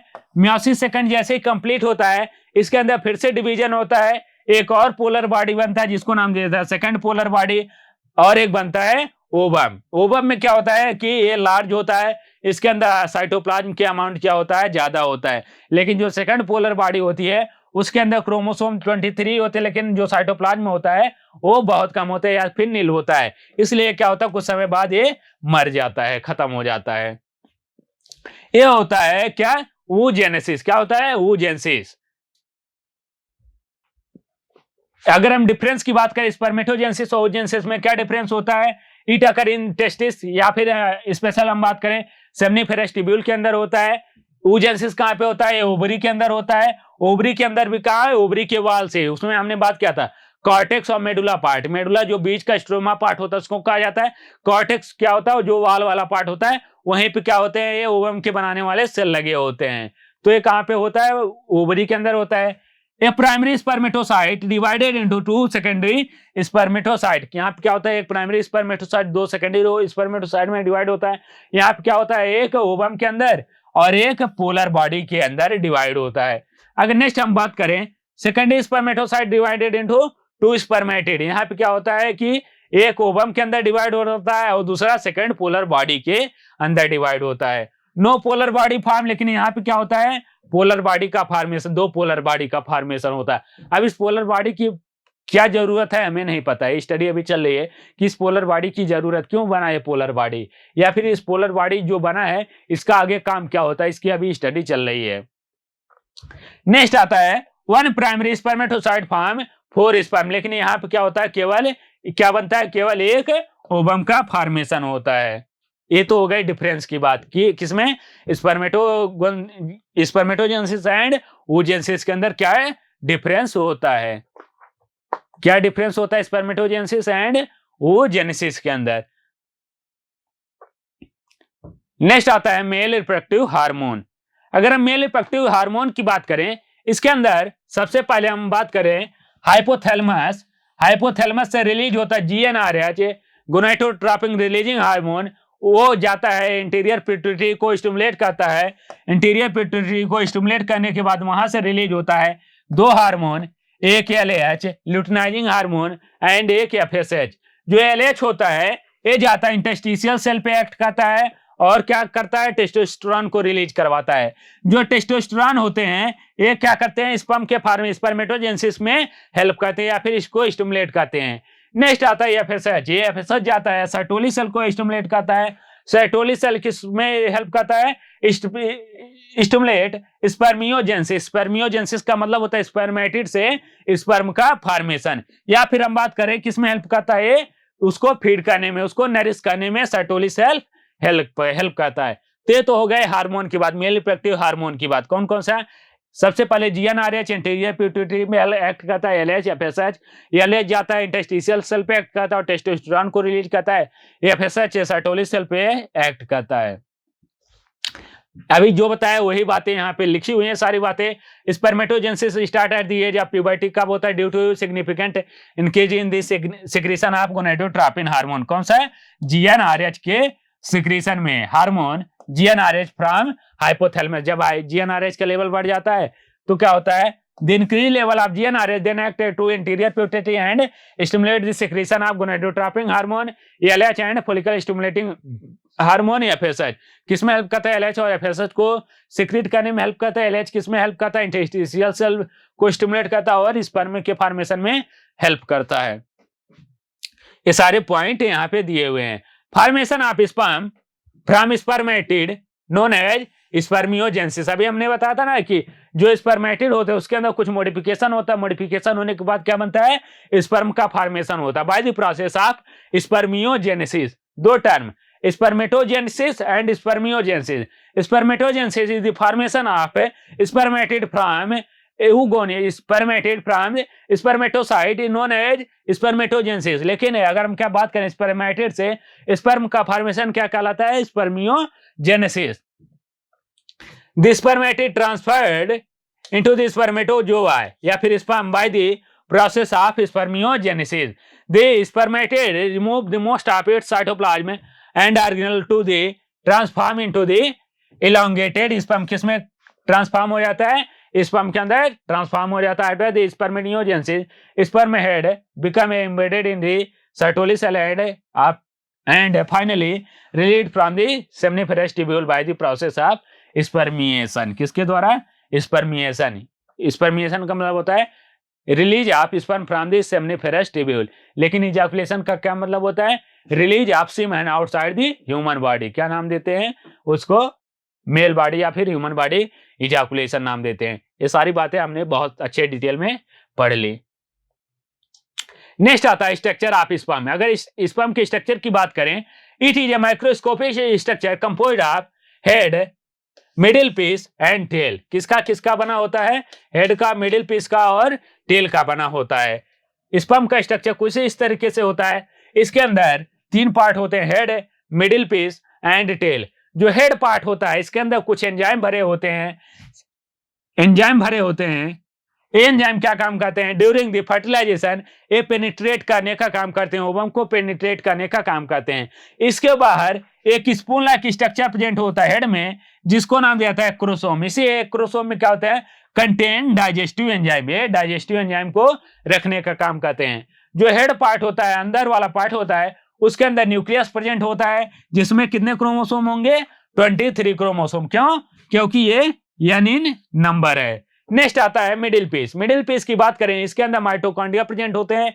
माइटोकॉन्ड्रिया हेल्प करते हैं ड्यूरिंग दी, क्या होता है जब यहाँ पे ये इंटर करता है फीमेल के अंदर, तो इसको किसके पास जाना होता है, ओवम के पास जाना होता है। तो ओवम के पास जाने के लिए उसको क्या चाहिए, एनर्जी चाहिए। तो एनर्जी कहां से मिलती है, माइटोकॉन्ड्रिया के अंदर से मिलती है। इस स्पर्म के अंदर एक और स्ट्रक्चर प्रेजेंट होता है, सेंट्रियोल प्रेजेंट होता है। तो अगर पूछा जाए कि जो ओवम बनेगा, जो क्या नाम है जाइगोट बनेगा, उस जाइगोट के अंदर सेंट्रियोल कहां से आता है, तो मेल के अंदर से क्या आता है, सेंट्रियोल आता है। नेक्स्ट आता है टेल। टेल की बात करें तो इसके अंदर फ्लैजिला लाइक स्ट्रक्चर प्रेजेंट होता है, जो कि मूवमेंट में हेल्प करता है। ये होता है स्पर्म का स्ट्रक्चर। ये कितने रिलीज होते हैं, 200 to 300 मिलियन स्पर्म पर इजाकुलेशन। इसमें से 60% कैसे होने चाहिए, जो कि नॉर्मल शेप एंड साइज के होने चाहिए, नॉर्मल शेप एंड साइज। और उसमें से भी 40% ऐसे होने चाहिए जिनके अंदर विग्रस मोटिलिटी होनी चाहिए। क्या होनी चाहिए, विग्रस मोटिलिटी होनी चाहिए। एनसीईआरटी की लाइन है, 200 से 300 मिलियन क्या होते हैं स्पर्म पर इजैकुलेशन में रिलीज होते हैं। और इसमें क्या होता है कि 60% ऐसे होने चाहिए जिनके अंदर क्या होने चाहिए कि नॉर्मल शेप एंड साइज होने चाहिए, और 40% ऐसे होने चाहिए जिनके अंदर विग्रस मोटिलिटी होनी चाहिए। नेक्स्ट सेकंड पार्ट आता है नेक पीस। नेक की अगर हम बात करें, contain centriole which rise to axial filament which help in the formation of tail of sperm. किसमें हेल्प करता है, टेल के फॉर्मेशन में हेल्प करता है। नेक्स्ट आता है middle piece. It contain numerous mitochondria which produce energy for the movement of tail and facilitate the sperm motility essential for the fertilisation. अभी हमने बात किया थे कि फर्टिलाइजेशन के लिए स्पर्म की मोटिलिटी होनी चाहिए, उसमें हेल्प करता है। नेक्स्ट आता है नेबन शीथ। ये क्या काम करता है, part of axial filament which lie in the middle piece surrounded by the spiral sheath mitochondria known as neben sheath. जो मिडिल पीस होता है, मिडिल पीस के ऊपर वाला जो पार्ट होता है, ये माइटोकॉन्ड्रिया को सराउंड करने का काम करता है। इसको नाम देता है नेबन शीथ। क्या नाम देता है, नेबन शीथ। नेक्स्ट आता है oogenesis। oogenesis में क्या होता है, process of formation of ovum inside the ovary known as oogenesis। इसमें क्या क्या होते हैं, मल्टीप्लिकेशन फेज होते हैं during the embryonic development stage diploid primordial germ cell repeatedly divided into mitosis to large number of diploid oogonia fetal ovary. किसके अंदर, fetal ovary के अंदर ये फॉर्मेशन हो जाता है। Around 7 million oogonia are formed up to 25th week of the intrauterine fetal life. No more oogonia are formed after the birth। Birth के बाद कोई नया oogonia नहीं बनता। इसीलिए क्या होता है, फीमेल के अंदर 50 साल तक लगभग जितने भी क्या होते हैं सेकेंडरी स्पर्मेटोसाइट बने होते, oogonia बने होते हैं, ये सेकेंडरी oogonia खत्म हो जाते हैं। इसी बात कारण क्या हो जाता है, उनके अंदर मेनोपॉज आ जाता है। oogenesis in female only continuous up to age of around 50 year period after this known as menopause। क्या हो जाता है, 50 ईयर के बाद उनके अंदर जो oogonia होते हैं वो खत्म हो जाते हैं, इसलिए उनको मेनोपॉज आ जाता है। ग्रोथ फेज, इसको क्या नाम देता है, the oogonia grow in the size and form secondary at puberty primary oocyte complete the meiosis by the unequal cytokinesis result in the forming a large number of secondary oocyte contain large amount of cytoplasm and the smaller first polar body contain less amount of cytoplasm। ये सारी बातें अभी हमने बहुत detail में पढ़ी है, केवल लिखी हुई है, उसको डिटेल में। where the secondary oocyte enter in the secondary mitotic division proceed up to metaphase stage and once again get arrested there। कहाँ पे अरेस्ट हो जाता है, मेटाफेज स्टेज, मेटाफेज सेकंड में ये अरेस्ट हो जाता है। एट दिस स्टेज ओवम में release by ovary ovulation in this form secondary oocyte which is arrested in the metaphase of meiosis second। यहाँ पे अरेस्ट हो जाता है, मेटाफेज के meiosis second में अरेस्ट हो जाता है। After evolution, secondary oocyte reaches the ampulla of the fallopian tube and further develop into secondary oocyte to wait the arrival of spermatozoa and completion of second meiotic division. जैसे क्या होता है, ovum में यहाँ पे क्या आता है, स्पर्म आता है, यहाँ पे सेकंड मेयोटिक डिवीजन कंप्लीट हो जाता है, ओवम क्या हो जाता है, यहाँ पे फर्टिलाइजेशन हो जाता है। ये तो हमने बात कर ली स्पर्मेटोजेनेसिस की और oogenesis की। नेक्स्ट टॉपिक है मेंस्ट्रुअल साइकिल। अगर मेंस्ट्रुअल साइकिल की हम बात करें, ये इस चैप्टर का सबसे हॉट टॉपिक है। इससे हर साल एग्जाम में आपके क्वेश्चन पूछे जाते हैं और जो स्टूडेंट होते हैं वो इसी टॉपिक में क्या होते हैं, गड़बड़ी करते हैं, इसी टॉपिक से क्या होता है, उनका क्वेश्चन गलत होता है। क्यों? क्योंकि इसमें इतने हार्मोनल चेंजेज होते हैं, तो उसकी वजह से कब कौन सा हार्मोन घट रहा है, कौन सा हार्मोन बढ़ रहा है, इसमें बच्चे क्या हो जाते हैं, कंफ्यूज हो जाते हैं। इसको हम आज इसमें डिटेल में पढ़ने वाले हैं। मेंस्ट्रुअल साइकिल की बात करें, क्या होता है, cyclic changes occur at every month every duration of time in female primate called menstrual cycle. जितने भी क्या होते हैं फीमेल प्राइमेट्स होते हैं, उनका एक कैरेक्टरिस्टिक होता है। फीमेल प्राइमेट्स का मतलब होता है ह्यूमन, ह्यूमन की हम बात कर लें, एप की बात कर लें, मंकी की बात कर लें, ये क्या कहलाते हैं, प्राइमेट्स कहलाते हैं। इनके अंदर हर महीने ये ड्यूरेशन ऑफ टाइम, ह्यूमन की बात कर लें, ह्यूमन में हम ह्यूमन रिप्रोडक्शन पढ़ रहे हैं, तो ह्यूमन में 28 डे पे होता है, कितना, 28 डे का मेंस्ट्रुअल साइकिल होता है। ऐसे अलग अलग एनिमल में क्या होता है, अलग अलग ड्यूरेशन में होता है। लेकिन क्या हो रहा है, एक फिक्स ड्यूरेशन टाइम में क्या होता है, साइक्लिक चेंजेस होते रहते हैं, उनको नाम दिया जाता है मेंस्ट्रुअल साइकिल। मेंस्ट्रुअल साइकिल में होता क्या है, अगर हम बात करें, इसके अंदर कौन कौन से हार्मोन इन्वॉल्व होते हैं। इसके अंदर mainly GnRH gonadotropin releasing hormone, LH luteinizing hormone, FSH follicular stimulating hormone, progesterone,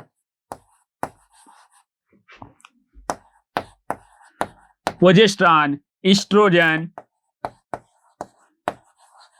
ये प्रोजेस्टेरॉन एस्ट्रोजन क्या है, केवल फीमेल के अंदर पाए जाते हैं। इनके अंदर क्या होता है कि इनके लेवल में कभी कोई हार्मोन बढ़ गया, कोई हार्मोन है घटता है, कोई हार्मोन बढ़ रहा है, तो उसकी वजह से क्या होता है, एक साइक्लिक जो यहाँ पे जो ओवरी होती है, फीमेल की ओवरी प्लस यूट्रस, यूट्रस में क्या होता है, चेंजेज होते रहते हैं। Ovarian change plus uterine changes को ही नाम दिया जाता है मेंस्ट्रुअल साइकिल।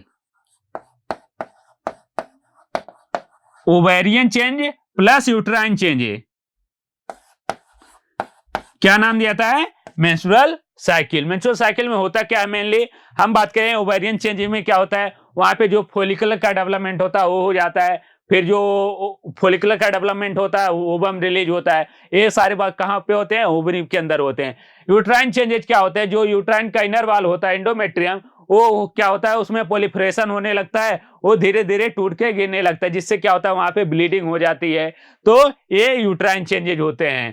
तो क्या ovarian changes plus uterine changes दोनों को मिला के क्या नाम दिया गया, मेंस्ट्रुअल साइकिल। अगर ड्यूरेशन की बात करें तो ये ड्यूरेशन 28 टू 29 डे का होता है। कितना, 28 या फिर 29 डे का इसका ड्यूरेशन होता है।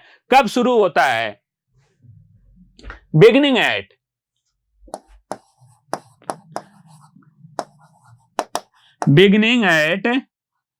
कब शुरू होता है, अगर हम इसकी बात करें, eight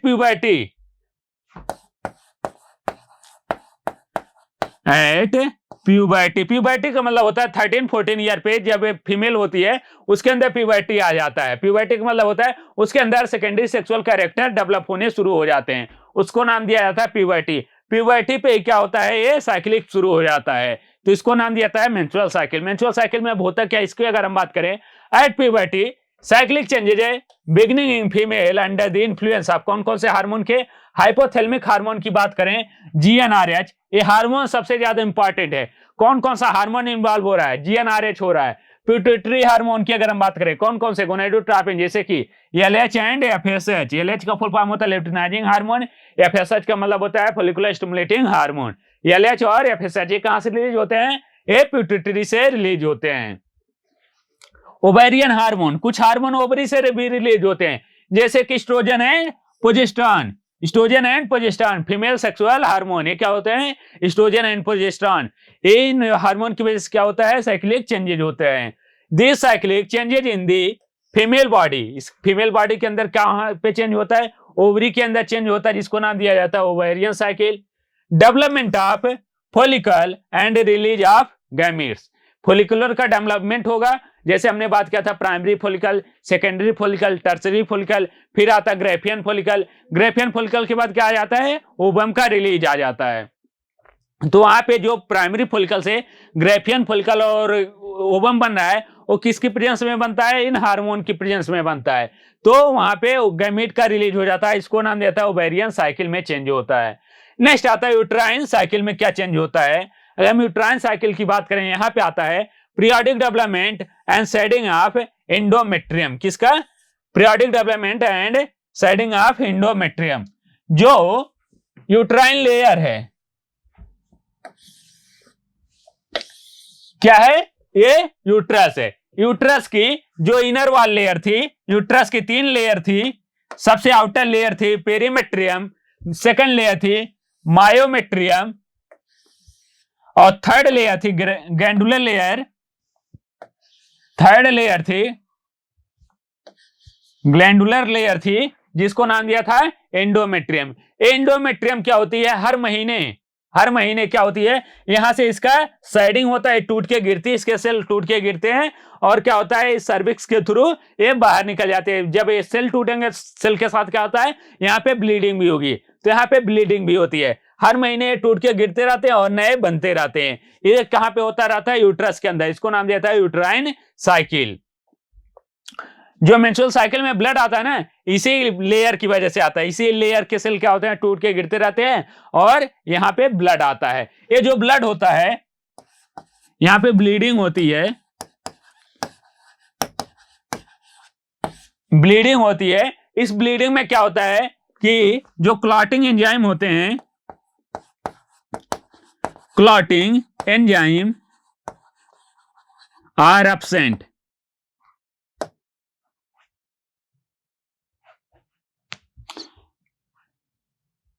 clotting enzyme are absent. Clotting enzyme are absent. यहां पे ब्लीडिंग हुई। अब ये ब्लीडिंग क्या हो कि अगर यहाँ पे क्लॉटिंग एंजाइम हो गए, जहां पे भी ब्लीडिंग होती है, कुछ समय बाद वो क्या होता है, जो ब्लड होते हैं वो क्लॉट हो जाते हैं। तो अगर यहाँ पे ब्लड क्लॉट हो जाएंगे, इंटरनल स्ट्रक्चर है, यूट्रस कहाँ है, ये इंटरनल स्ट्रक्चर है। अगर यहाँ पे ब्लड का क्लॉट हो गया तो यहाँ पे क्या हो जाएगा, बैक्टीरियल डेवलपमेंट हो जाएगा। जब बैक्टीरियल डेवलपमेंट होगा, वहां पे इंफेक्शन हो जाएगा। तो ऐसा ना हो, इसलिए यहाँ पे नेचुरली क्या होता है कि क्लॉटिंग एंजाइम एब्सेंट होते हैं। जैसे ही क्लॉटिंग एंजाइम एब्सेंट होंगे तो यहाँ पे जो ब्लड का यहाँ पे निकला है, ये ब्लड क्या होगा, यहाँ पे क्लॉट नहीं होगा, सर्विक्स के थ्रू और वेजाइना के थ्रू ये बाहर चला आएगा। अब जब ब्लड क्लॉट नहीं हुआ, सर्विक्स और वेजाइना के थ्रू ब्लड बाहर चला आया, तो यहाँ पे कोई ब्लड लगेगा नहीं। जब ब्लड नहीं लगेगा तो क्या होगा, यहाँ पे कोई इन्फेक्शन, बैक्टीरियल इन्फेक्शन नहीं होगा। तो एज ए डिफेंस मैकेनिज्म की तरह ये काम करता है। इसको एक पॉइंट याद रख सकते हैं कि जो मेंस्ट्रुअल ब्लड होती है उसके अंदर क्लॉटिंग एंजाइम एब्सेंट होते हैं। हार्मोन की बात की हमने, कौन कौन से हार्मोन होते हैं, जीएनआरएच। अब ये हार्मोन काम कैसे करते हैं, सबसे पहले क्या होता है, हाइपोथैलेमस से जीएनआरएच रिलीज होता है। हाइपोथैलेमस से जीएनआरएच रिलीज होता है। ये जीएनआरएच क्या काम करता है, जो एंटीरियर पिट्यूटरी है उसके ऊपर जाके एक्ट करता है। अब ये कैसे एक्ट करते हैं, जब आप पढ़ेंगे न्यूरल सिस्टम और एंडोक्राइन सिस्टम, वहां पे आएगा कि कौन सा हार्मोन कैसे एक्ट करता है। वहां पे पढ़ाएंगे कि कौन से हार्मोन स्टेरॉइड हार्मोन होते हैं, कौन सा हार्मोन प्रोटीनियस हार्मोन होता है, कौन सा हार्मोन किसके ऊपर है, एंटीरियर पिट्यूटरी पे जाकर एक्ट कर रहा है, कौन सा पोस्टीरियर पिट्यूटरी पे एक्ट कर रहा है, एंटीरियर पिट्यूटरी से कौन हार्मोन निकलते हैं, पोस्टीरियर पिट्यूटरी से कौन हार्मोन निकलते हैं। वो सारी बातें हम जब एंडोक्राइन सिस्टम पढ़ेंगे वहां पे डिटेल में डिस्कस करेंगे। यहाँ पे क्या है, हाइपोथैलेमस से निकलता है जीएनआरएच। ये जीएनआरएच जाके एक्ट करता है एंटीरियर पिट्यूटरी पे। एंटीरियर पिट्यूटरी 2 हार्मोन को रिलीज करती है, एक एफएसएच और LH. FSH follicular stimulating hormone, LH luteinizing hormone. FSH और एलएच क्या काम करते हैं, जाके ओवरी के ऊपर एक्ट करते हैं। इनका जो साइट होता है, ओवरी होता है, ये ओवरी के ऊपर जाके एक्ट करते हैं। उसके अंदर ओवेरियन चेंजेज होते हैं। क्या होते हैं, ओवेरियन चेंजेज या फिर ओवेरियन साइकिल। अब ये एलएच और एफएसएच क्या काम करते हैं, यहाँ पे जो प्राइमरी फॉलिकल है उसको कन्वर्ट करते हैं सेकेंडरी फॉलिकल के अंदर, सेकेंडरी फॉलिकल से फिर टर्सरी फॉलिकल, टर्सरी फॉलिकल से ग्रेफियन फॉलिकल और ग्रेफियन फॉलिकल से कन्वर्ट हो जाता है ओवम के अंदर। किसके अंदर, ओवम के अंदर, ये प्राइमरी फॉलिकल हो गया, से सेकेंडरी फॉलिकल, सेकेंडरी फॉलिकल से टर्सरी फॉलिकल। ये सारी बात कहां पे हो रही है? ये ओवरी के अंदर, जो ओवरी का कॉर्टेक्स वाला पार्ट है, ओवाल वाला पार्ट है, वहां पे हो रहा है। नेक्स्ट आता है,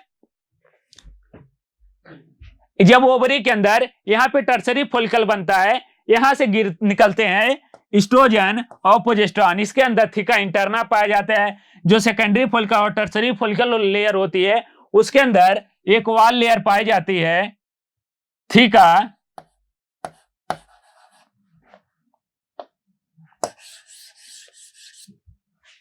थीका इंटरना,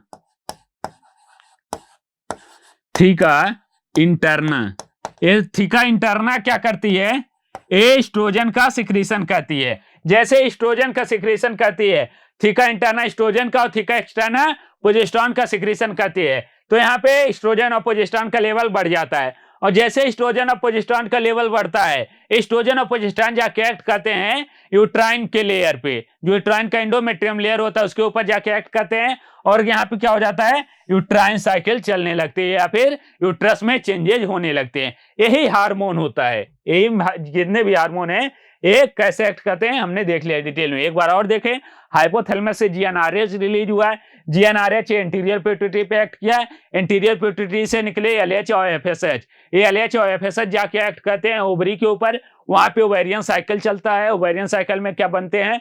फॉलिकल बनते हैं। इन फॉलिकल से क्या निकलते हैं? एस्ट्रोजन और प्रोजेस्टेरोन निकलते हैं। एस्ट्रोजन और प्रोजेस्टेरोन जाके एक्ट करते हैं यूट्रस के ऊपर, वहां पे चलता है यूट्राइन साइकिल। ये क्या हुआ? हार्मोन कैसे, कौन सा हार्मोन रिलीज होता है।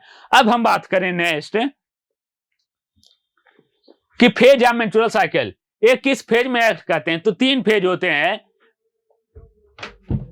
मेनली 3 फेज होते हैं मेंस्ट्रुअल साइकिल के। सबसे पहला फेज होता है ब्लीडिंग फेज, या फिर इसी को नाम देते हैं मेंस्ट्रुएशन फेज। ये कितने दिनों का होता है? 4 से 5 दिन का। कितना? 4 से 5। अब मेंस्ट्रुअल साइकिल कितने दिन का हुआ? 28 से 29 दिन का। कितना? 28 से 29 दिन का होता है। उसमें 4 से 5 दिन का ऐसा होता है जो कि ब्लीडिंग फेज होता है। ब्लीडिंग फेज का मतलब इस 4 से 5 दिनों के अंदर ब्लड निकलते रहते हैं वेजाइना के थ्रू। 5 दिनों तक ब्लड निकलेंगे, उसको नाम दिया गया ब्लीडिंग फेज। 5 दिनों के बाद क्या होते हैं? ब्लड निकलना बंद हो जाता है। फिर आता है फॉलिकुलर फेज या फिर एस्ट्रोजेनिक फेज, इसी को नाम देते हैं प्रोलिफरेटिव फेज या फिर प्री ओव्यूलेटरी फेज। इसके अंदर क्या होता है? फॉलिकुलर डेवलपमेंट होता है, उसके अंदर चेंजेज होते हैं, इसीलिए इसको नाम देता है फॉलिकुलर फेज, या फिर इसको नाम देता है एस्ट्रोजेनिक फेज। नाम दिया जाता है प्रोलिफरेटिव का मतलब होता है जो फॉलिकल होते हैं उसके अंदर डिफरेंट चेंजेज होते रहते हैं, इसीलिए प्रोलिफरेशन होता रहता है, इसीलिए प्रोलिफरेटिव फेज या फिर pre ovulatory phase. Pre ovulatory मतलब जब ओव्यूलेशन होता है, ओव्यूलेशन ये ओव्यूलेशन के पहले का चेंजेज हो रहा है, तो उसको नाम देता है प्री ओव्यूलेटरी फेज। ये कितने दिनों का होता है? ये 5 से 14 दिन। ये 4 से 5 दिन क्या हुआ? ये ब्लीडिंग फेज हुआ। अब 5वें दिन से 14वें दिन तक क्या होता है? ये होता है फॉलिकुलर फेज। कितने दिन हुए? 5 से 14 दिन का, यानी कि 9 दिन। 5 से 5 तारीख से अगर हम मान लें कि 1 तारीख को क्या हुआ? किसी को मेंस्ट्रुअल साइकिल स्टार्ट हुआ। अब 1 तारीख से लेके 5 तारीख तक क्या होगा? ब्लीडिंग फेज होगा। 5 तारीख से लेके 14 तारीख तक क्या होता है? उसके अंदर फॉलिकल का डेवलपमेंट होता है। वो कितने दिन का होगा? 9 दिन का। ये जो फेज होता है ये वेरिएबल हो सकता है। जो 9 दिन वाला फेज है ये वेरिएबल हो सकता है, किसी में 9 दिन हो सकता है, किसी में 10 दिन, या फिर किसी में 7 दिन। ये डिपेंड करता है किस तरह की फीमेल है, उनके अंदर उनका हेल्थ कैसा है, मेंटल स्टेज कैसा है, ये उसके ऊपर भी डिपेंड करता है। नेक्स्ट आता है ल्यूटियल फेज या फिर प्रोजेस्टेरोनिक फेज, सेक्रेटरी फेज या फिर पोस्ट ओव्यूलेटरी फेज। ये फिक्स होता है, कितने दिनों का होता है? ये 15 से लेके 28 दिन तक होता है। 15 तारीख से लेकर 28 तारीख तक, यानी कि 14 दिन का। कितने का? 14 दिन का। ये भी क्या होता है? फिक्स होता है। फिक्स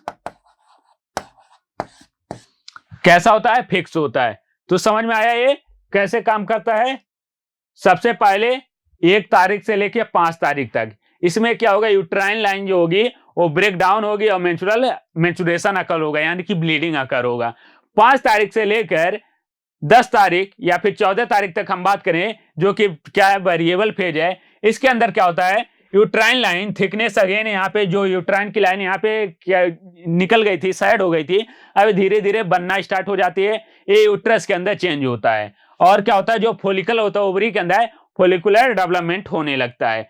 14 तारीख तक क्या होता है, फोलिकुलर का डेवलपमेंट होता है।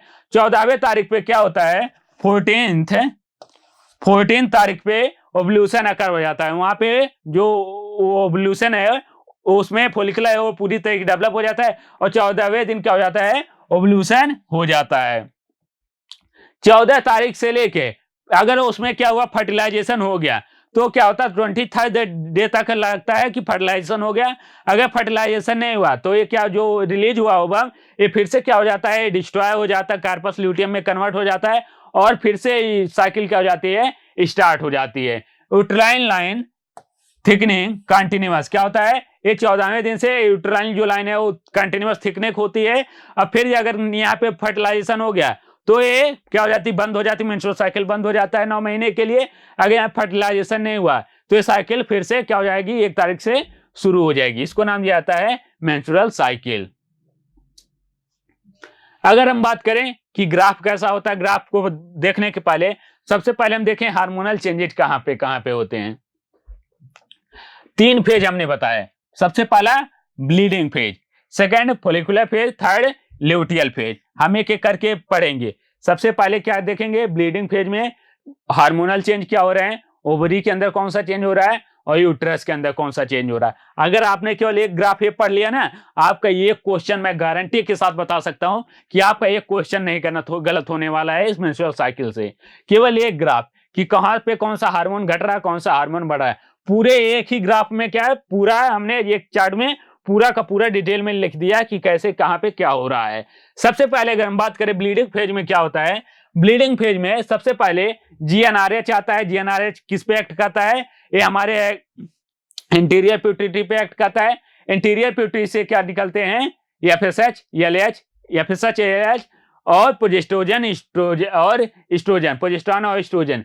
ये प्रोजेस्टेरोन एस्ट्रोजन किस पे एक्ट करते हैं, ये एक्ट करते हैं एफएसएच पे। फिर से एफएसएच का लेवल यहाँ पे ये positive feedback, due to positive feedback जैसे प्रोजेस्टेरोन एस्ट्रोजन निकलते हैं उसकी वजह से क्या होता है, एफएसएच और एलएच का लेवल और बढ़ता है। जैसे ये एलएच और एफएसएच का लेवल बढ़ता है, ये क्या यहाँ पे एक्ट करते हैं, ये एक्ट करते हैं ओवरी के अंदर। ओवरी के अंदर क्या करते हैं, 6 से 12 प्राइमरी फॉलिकल को ये स्टिमुलेट कर देते हैं। किसको, 6 से 12 प्राइमरी फॉलिकल को हमने पढ़ा था।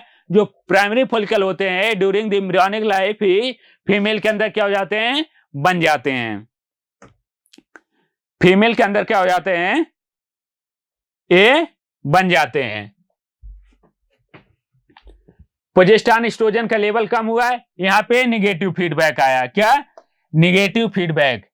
फीडबैक 2 तरीके के होते हैं, फीडबैक 2 तरीके का होता है। एक होता है पॉजिटिव फीडबैक,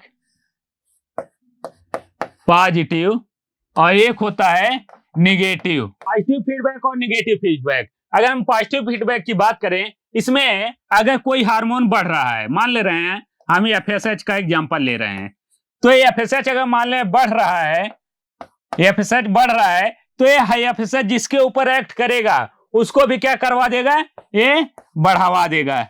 ये हार्मोन क्या करेगा, उसको भी बढ़वा देगा। अपने इन्फ्लुएंस में दूसरे को भी क्या कर देना, इन्फ्लुएंस करके बढ़ा देना, ये कहलाता है पॉजिटिव फीडबैक। निगेटिव फीडबैक का मतलब होता है, अगर मान लें यहाँ पे हम एफएसएच का एग्जांपल ले रहे हैं, एफएसएच यहाँ पे बढ़ रहा है, तो ये अगर यहाँ पे एफएसएच बढ़ रहा है तो ये जिसके ऊपर एक्ट करेगा उसका अमाउंट क्या कर देगा, घटा देगा।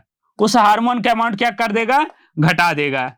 ये क्या कहलाता है, निगेटिव फीडबैक। अपने तो बढ़ रहा है लेकिन दूसरे को क्या कर दे रहा है, कम कर दे रहा है, ये कहलाता है निगेटिव फीडबैक। तो इसी तरीके से यहाँ पे क्या हो रहा है, निगेटिव फीडबैक हो रहा है।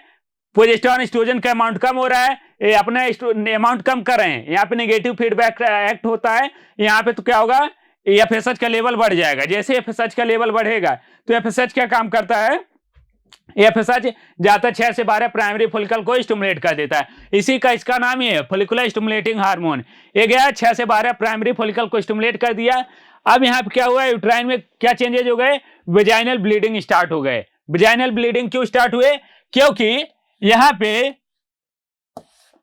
जो एस्ट्रोजन और प्रोजेस्टेरॉन का लेवल था, एस्ट्रोजन और प्रोजेस्टेरॉन का लेवल था एक कम था। एस्ट्रोजन प्रोजेस्टेरॉन जो होता है ये हेल्प करता है maintain to the endometrium, endometrium के वॉल लेयर को मेंटेन करने का काम करता है। क्योंकि यहाँ पे एस्ट्रोजन और प्रोजेस्टेरॉन का लेवल कम है तो ये क्या होगा, जो एंडोमेट्रियम का वॉल लेयर है ये मेंटेन नहीं हो पाएगा, वो क्या होगा, साइड होने लगेगा, गिरने लगेगा। तो यहाँ क्या हो जाएगी, ब्लीडिंग स्टार्ट हो जाएगी। एक कब का है, 1 से 5वें दिन का है, 1 to 5th डे, 1 तारीख से लेके 5वें तारीख तक का ये चेंजेज है। अब क्या होगा, नेक्स्ट आएगा फॉलिकुलर फेज। फॉलिकुलर फेज में क्या होता है कि यहाँ पे GnRH, एफएसएच, LH और एस्ट्रोजन का अमाउंट क्या होने लगता है, बढ़ने लगता है। एस्ट्रोजन का अमाउंट कैसे बढ़ता है, थीका इंटरना जो बनी है ओवेरियन चेंज में, जो फॉलिकुलर स्टिमुलेटिंग हार्मोन की वजह से क्या हुआ है कि फॉलिकुलर स्टिमुलेट हुए हैं, उसमें आता है सेकेंडरी फॉलिकल, टर्सरी फॉलिकल, उसमें थीका इंटरना होती है। थीका इंटरना एस्ट्रोजन का सिक्रीशन करती है, जिससे एस्ट्रोजन का अमाउंट क्या हो जाता है, बढ़ जाता है। जैसे एस्ट्रोजन का अमाउंट बढ़ता है वैसे क्या होता है, इंडोमेट्रियल प्रोलिफरेशन या यूट्राइन वॉल थिकनेस इंक्रीज। अब जैसे एस्ट्रोजन का अमाउंट बढ़ा, एस्ट्रोजन क्या करती है, जो इंडोमेट्रियम यहाँ पे साइड हुई है, गिरी हुई है, अब इसको धीरे धीरे क्या करने लगती है, इसके सेल को बढ़ाने लगी। यहाँ पे एक क्या हो गए, इंडोमेट्रियम के सेल को ये धीरे धीरे बढ़ाने लगी एस्ट्रोजन। ये क्या है, यूट्राइन की इनर वॉल लेयर है। यहाँ पे क्या होने लगा, इंडोमेट्रियम की थिकनेस धीरे धीरे क्या होने लगी, इंक्रीज होने लगी। ये कब हुआ, ये हुआ 5 तारीख से लेके 14 तारीख तक, 14th डे तक, ठीक है। पहले तारीख से 5वें तारीख तक ब्लीडिंग हुई, उसमें क्या क्या चेंज हुए, प्रोजेस्टेरॉन एस्ट्रोजन का अमाउंट कम था, जिसकी वजह से क्या हुआ, ब्लीडिंग स्टार्ट हो गया। अब प्रोजेस्टेरॉन एस्ट्रोजन ने क्या किया, नेगेटिव फीडबैक दिया, एफएसएच का लेवल बढ़ा, एलएच का लेवल बढ़ा। एफएसएच ने क्या किया, 6 से 12 प्राइमरी फॉलिकल को स्टिमुलेट कर दिया। अब 6 से 12 प्राइमरी फॉलिकल क्या करते हैं, एक कन्वर्ट होते हैं 1 से 2 सेकेंडरी फॉलिकल के अंदर। 1 से 2 सेकेंडरी फॉलिकल जो होते हैं एक कन्वर्ट होते हैं एक टर्सरी फॉलिकल के अंदर। एक टर्सरी फॉलिकल कन्वर्ट होता है एक ग्रेफियन फॉलिकल के अंदर। ये होता है फॉलिकुलर फेज में। कब होता है, फॉलिकुलर फेज में। और क्या होता है, यूट्राइन चेंज की बात करें तो यहाँ पे एंडोमेट्रियम की जो थिकनेस होती है वो धीरे धीरे बढ़ना स्टार्ट हो जाती है। नेक्स्ट आता है 15 से लेके अब यहाँ पे 14वें दिन पे क्या हो जाता है, जो ग्रेफियन फॉलिकल बना है, 1 ग्रेफियन फॉलिकल, ये 14वें दिन पे क्या हो जाता है, रिलीज हो जाता है, जिसको नाम देता है ओवल्यूशन। क्या नाम देता है, ओवल्यूशन। 14वें दिन पे ये रिलीज हो गया, कहाँ पे, ओवरी से रिलीज हो गया। अब ये स्टार्ट कर देता है जाना कहाँ पे, फैलोपियन ट्यूब में। अब फैलोपियन ट्यूब में क्या आते हैं, यहाँ पे ये यूट्राइन लेयर है, यूट्राइन के यहाँ पे लेयर पे क्या हुआ, यहाँ पे ओवरी लगा हुआ, ओवरी से क्या निकला, यहाँ पे ओवरी से ओवम रिलीज हुआ। अब इस ओवम को किसने कलेक्ट कर लिया, इस ओवम को कलेक्ट कर लिया fimbriae like structure fallopian tube में। कहां पे चले गए, फैलोपियन ट्यूब में। अब जैसे फैलोपियन ट्यूब में जाते हैं, ये फैलोपियन ट्यूब में चले गए। अब फैलोपियन ट्यूब में क्या होगा, यहां से विजाइना के थ्रू, सर्विक्स के थ्रू क्या आएगा, स्पर्म आएगा। स्पर्म कहां जाएगा, ये भी फैलोपियन ट्यूब में जाएगा। अगर अब इसका क्या हो गया, यहाँ पे फर्टिलाइजेशन हो गया तो क्या होगा, इसका इम्प्लांटेशन, जायगोट बनेगा, जायगोट से इम्प्लांटेशन हो जाएगा। अगर इसका फर्टिलाइजेशन नहीं हुआ तो क्या होगा, इसको देखें, ल्यूटियल फेज।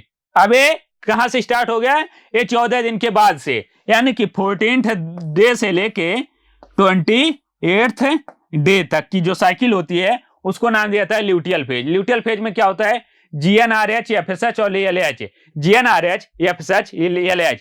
GnRH का लेवल कम होता है, GnRH का लेवल कम होता है, और क्या होता है, एफएसएच का लेवल भी क्या होता है, कम होता है। एफएसएच का लेवल भी, LH का भी लेवल क्या हो जाता है, यहाँ पे कम हो जाता है। जैसे ही LH का लेवल कम होता है वैसे क्या हो जाता है, कार्पस ल्यूटियम बन जाते हैं। क्या बन जाते हैं, कार्पस ल्यूटियम बन जाते हैं। और क्या होता है, यहाँ पे प्रोजेस्टेरॉन एस्ट्रोजन, जैसे ये एफएसएच LH कम हुआ, यहाँ पे प्रोजेस्टेरॉन और एस्ट्रोजन का अमाउंट क्या होता है, बढ़ने लगता है। प्रोजेस्टेरॉन एस्ट्रोजन का अमाउंट बढ़ा, अब प्रोजेस्टेरॉन एस्ट्रोजन क्या कहते हैं, वॉल थिकनेस को और बढ़ा देते हैं, यहाँ पे वॉल थिकनेस और बढ़ने लगी।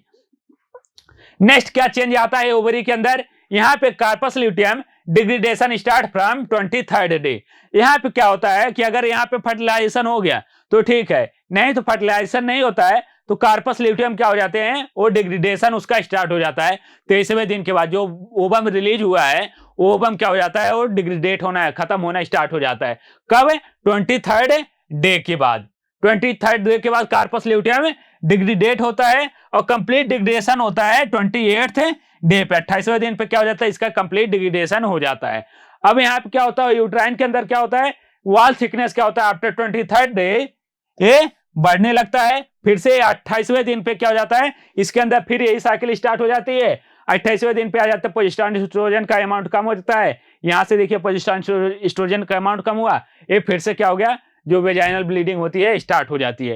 ये पूरा क्या कहलाता है, मेंस्ट्रुअल साइकिल। अगर आपने पूरे ग्राफ को, पूरे चार्ट को एक बार अच्छे से पढ़ लिया तो आपका कोई क्वेश्चन मैं गारंटी के साथ दे सकता हूं कि नहीं गलत होने वाला है। आपको ध्यान क्या रखना है कि कब कौन सा हार्मोन ओवरी के अंदर क्या चेंज कर रहा है और यूट्रस के अंदर क्या चेंज कर रहा है, बस किस फेज में क्या हो रहा है। केवल 3 बातें आपको याद रखनी है कि 3 फेज होते हैं, ब्लीडिंग फेज, फॉलिकुलर फेज और ल्यूटियल फेज। ब्लीडिंग फेज में क्या क्या हो रहा है कि हार्मोन कौन सा, जीएनआरएच, एफएसएच, प्रोजेस्टेरॉन एस्ट्रोजन का अमाउंट कम हो रहा है, जिससे क्या हो रहा है, नेगेटिव फीडबैक मिल रहा है, एफएस एलएच बढ़ रहा है। एफएस क्या काम करते हैं, ये फॉलिकुलर को स्टिमुलेट करते हैं ओवरी के अंदर। 6 से 12 प्राइमरी फॉलिकुलर स्टिमुलेट हो गए।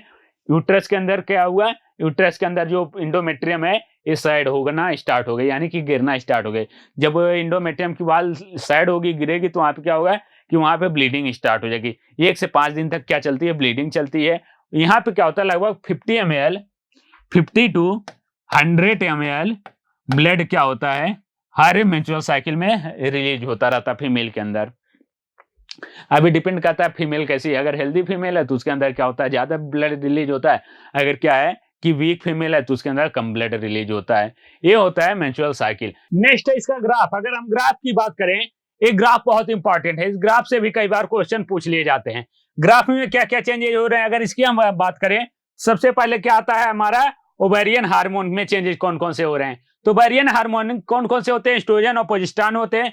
एस्ट्रोजन और प्रोजेस्टेरॉन का लेवल कब हाई होता है, एक कब हाई होता है, 15वें दिन क्या हो जाता है, हाई होता है। उसमें भी क्या होता है, प्रोजेस्टेरॉन एस्ट्रोजन का जो लेवल होता है वो ज्यादा हाई होता है। हम बात करें एलएच और एफएसएच के लेवल में, तो एफएसएच का लेवल कब हाई होता है, ये होता है 14वें दिन पे जब ओवुलेशन होता है। और एलएच का लेवल कब होता है, ये भी 14वें दिन पे होता है। इसको नाम दिया जाता है एलएच सर्ग, एलएच सर्ग,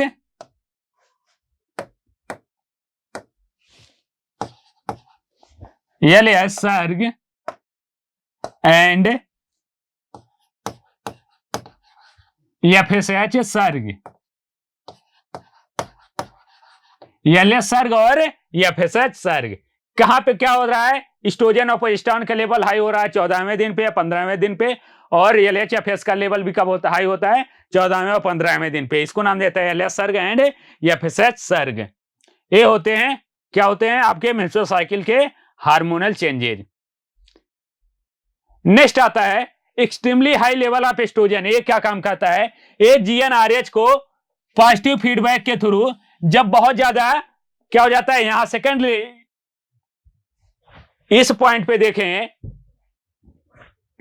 यहां तो क्या हुआ, बहुत ज्यादा एक्सट्रीमली हाई लेवल क्या हो गया, एस्ट्रोजन का हाई लेवल हो गया।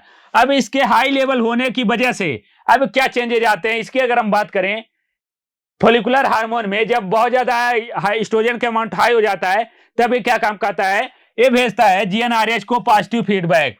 पॉजिटिव फीडबैक देगा तो जीएनआरएच के अमाउंट भी बढ़वाएगा। जैसे जीएनआरएच के अमाउंट बढ़ता है, जीएनआरएच एक्ट करता है एफएसएच के ऊपर और एलएच के ऊपर। यहाँ पे एफएसएच का अमाउंट बढ़ता है, एफएसएच का अमाउंट बढ़ा है, एफएसएच सर्ग हुआ। एफएसएच सर्ग क्या काम करता है, completion of metaphase 1 in primary oocyte। किसके अंदर, प्राइमरी oocyte के अंदर जो मेटाफेज 1 था, अरेस्ट हो गया था, उसको क्या करता है, कंप्लीट करवाता है। नेक्स्ट आता है एलएच। एलएच का अमाउंट जब बढ़ता है, एलएच सर उसको कहते हैं, वो क्या काम करता है, ओवल्यूशन में हेल्प करता है 14वें दिन। किसमें? 14वें दिन ओवल्यूशन करवाने में हेल्प करता है। एलएच का एक और काम होता है, ये भी हेल्प करता है मेटाफेज फर्स्ट में उसको कंप्लीट करवाने के लिए। जैसे मेटाफेज में प्राइमरी ओसाइट कंप्लीट होती है उसका, नेक्स्ट आता है सेकेंडरी ओसाइट बन जाता है। ये कहां चला जाता है? मेटाफेज सेकंड के अंदर। किसमें? मेटाफेज सेकंड के अंदर। और यहाँ पे अरेस्ट हो जाता है जब तक फर्टिलाइजेशन नहीं होता है।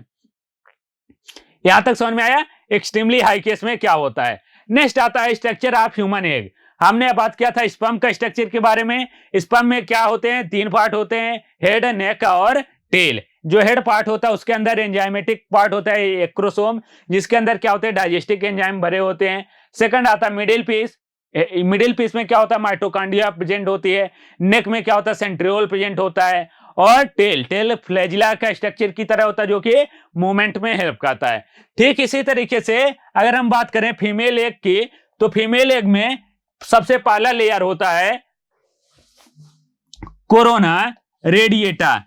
कोरोना रेडिएटा ये फोलिकुलर सेल का मिलकर बना होता है कोरोना रेडिएटा। सेकंड आता है जोना पेलेसुडा। सेकंड लेयर आती है जोना पेलेसुडा। ये जो कोरोना रेडिएटा होता है उसके बाद की लेयर होती है जोना पेलेसुडा। ये बनी होती है थीका इंटरना के प्रोलिफरेशन से। नेक्स्ट आता है हमारा साइटोप्लाज्म। साइटोप्लाज्म एक सेल है तो सेल के अंदर क्या रहेगा? साइटोप्लाज्म रहेगा। और क्या होगा? न्यूक्लियस रहेगा। क्या रहेगा? न्यूक्लियस रहेगा। इसका जो साइटोप्लाज्म होता है वो ज्यादा अमाउंट में रहता है। मैंने पढ़ाया था कि यहाँ पे क्या होता है? डिवीजन होता है और क्या बनते हैं? पोलर बॉडी का निर्माण होता है। एक पोलर बॉडी भी बनती है, इसको नाम देता है फर्स्ट पोलर बॉडी। ये देख सकते हैं जो फर्स्ट पोलर बॉडी है इसके अंदर न्यूक्लियस तो सेम साइज का, लेकिन इसका जो साइटोप्लाज्म होते हैं वो बहुत कम होते हैं। क्या? साइटोप्लाज्म बहुत कम होते हैं। इनका फिर क्या हो जाता है? ये डेड हो जाते हैं, खत्म हो जाते हैं। ये होता है फर्स्ट पोलर बॉडी। ये न्यूक्लियस हुआ, ये साइटोप्लाज्म हुआ। अब इसमें क्या होता है? स्पर्म आके एक्ट करता है जब फर्टिलाइजेशन। नेक्स्ट स्टेप होगा फर्टिलाइजेशन। फर्टिलाइजेशन में क्या हुआ कि आके स्पर्म जो है इसी कोरोना रेडिएटर की वाल पे आके अटैच हो जाएगा। कोरोना रेडिएटर की वाल को क्या करेगा? तोड़ेगा और जाएगा ये जोना पेलेसुडा के पास।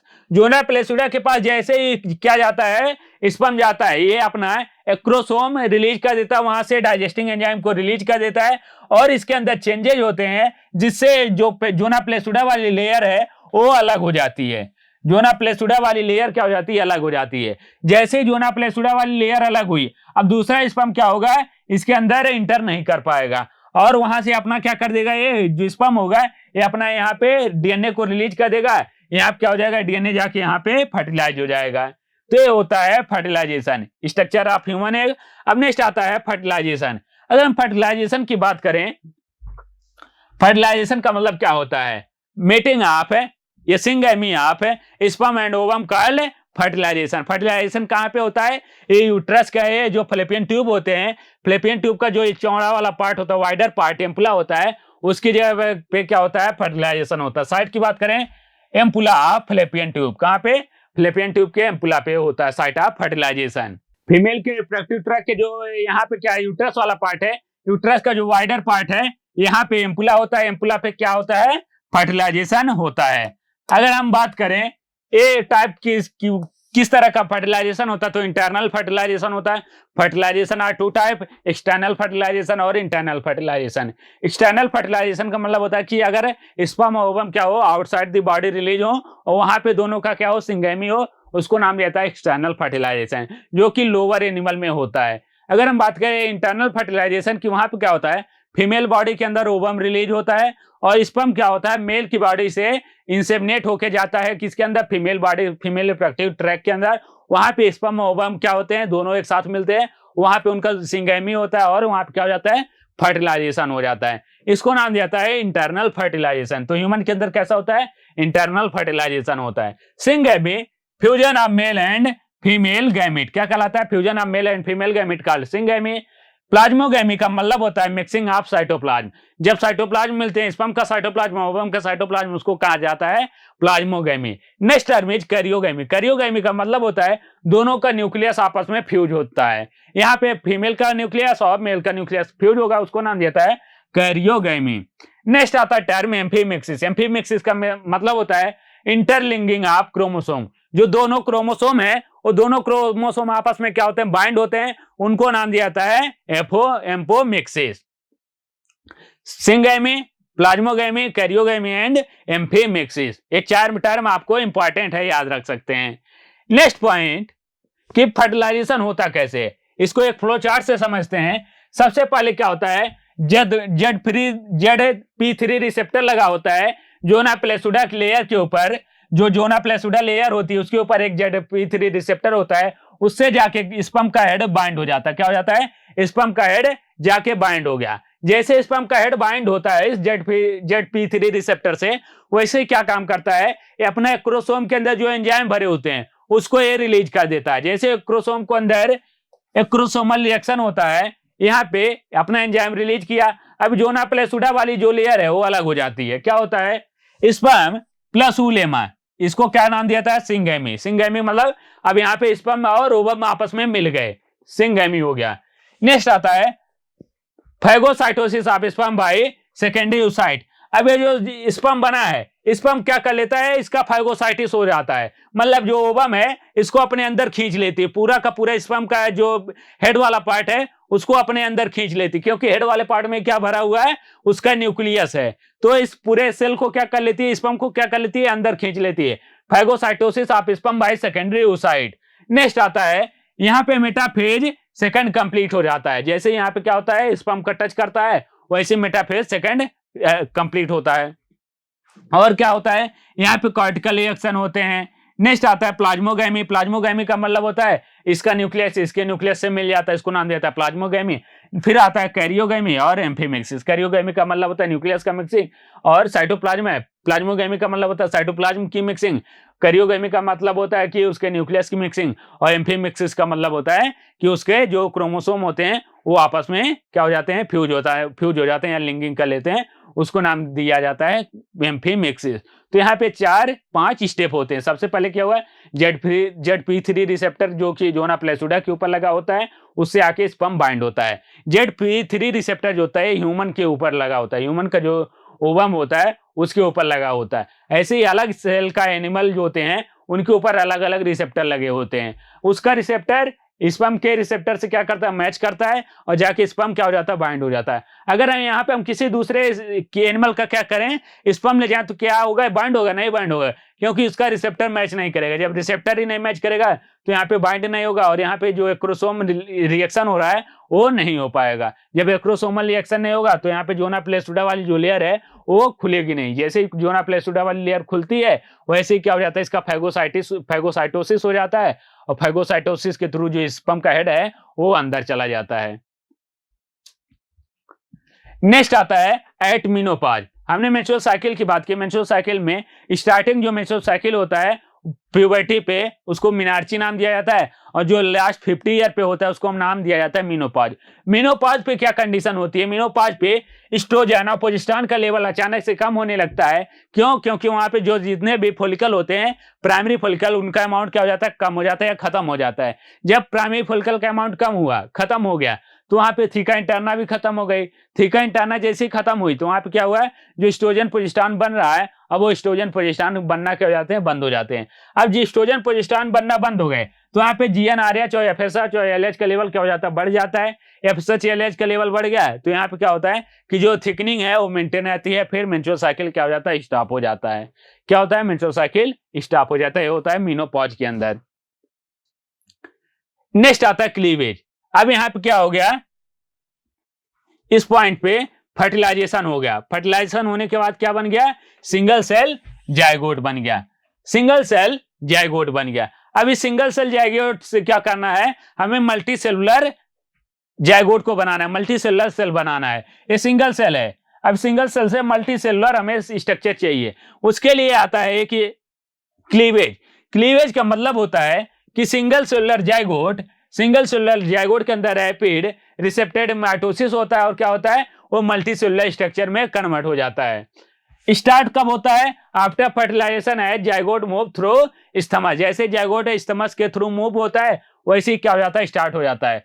बंद कब होता है या स्टॉप कब होता है, at the end of gastrula. Gastrula के एंड पे क्या हो जाता है, ये स्टॉप हो जाता है। गैस्ट्रुला क्या होता है, आगे पढ़ने वाले हैं। यूनिसेलुलर जाइगोट कैसे में कन्वर्ट हो जाता है, मल्टीसेलुलर स्ट्रक्चर में, उसको नाम दिया था क्लीवेज। अब इस क्लीवेज में अंतर क्या होता है, क्लीवेज होता क्या है?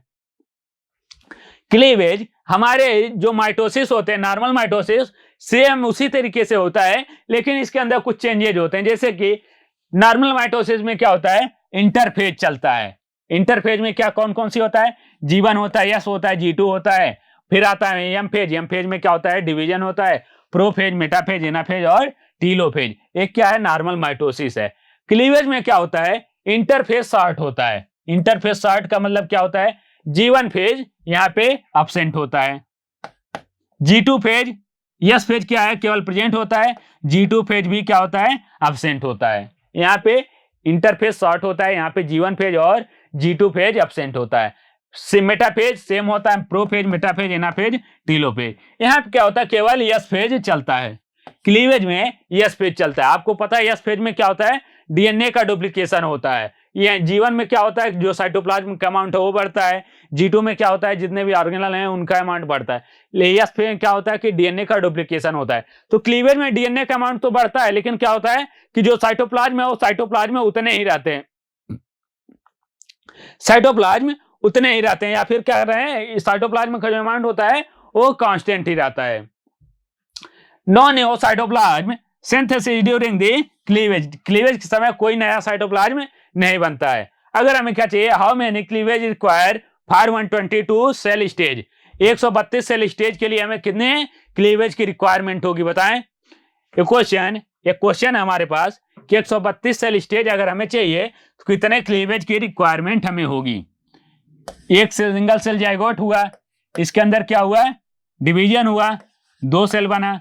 अब 2 के अंदर डिवीजन होगा, कितने बनेंगे, 4 बनेंगे। 4 के अंदर डिवीजन होगा,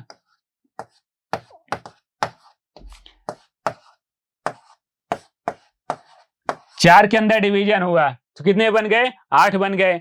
8 के अंदर डिवीजन होगा तो कितने बन जाएंगे, 16 बन जाएंगे। 16 के अंदर डिवीजन होगा 32 बन जाएंगे। 32 के अंदर डिवीजन होगा तो कितने बनेंगे, 64 बनेंगे।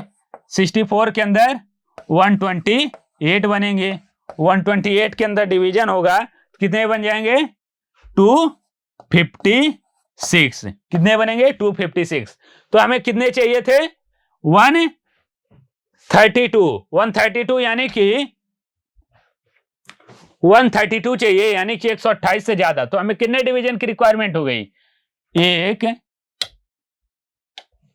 1 2 3 4 5 6 एंड 7। कितने डिवीजन की रिक्वायरमेंट हो गई, 7 बार क्लीवेज की रिक्वायरमेंट होगी।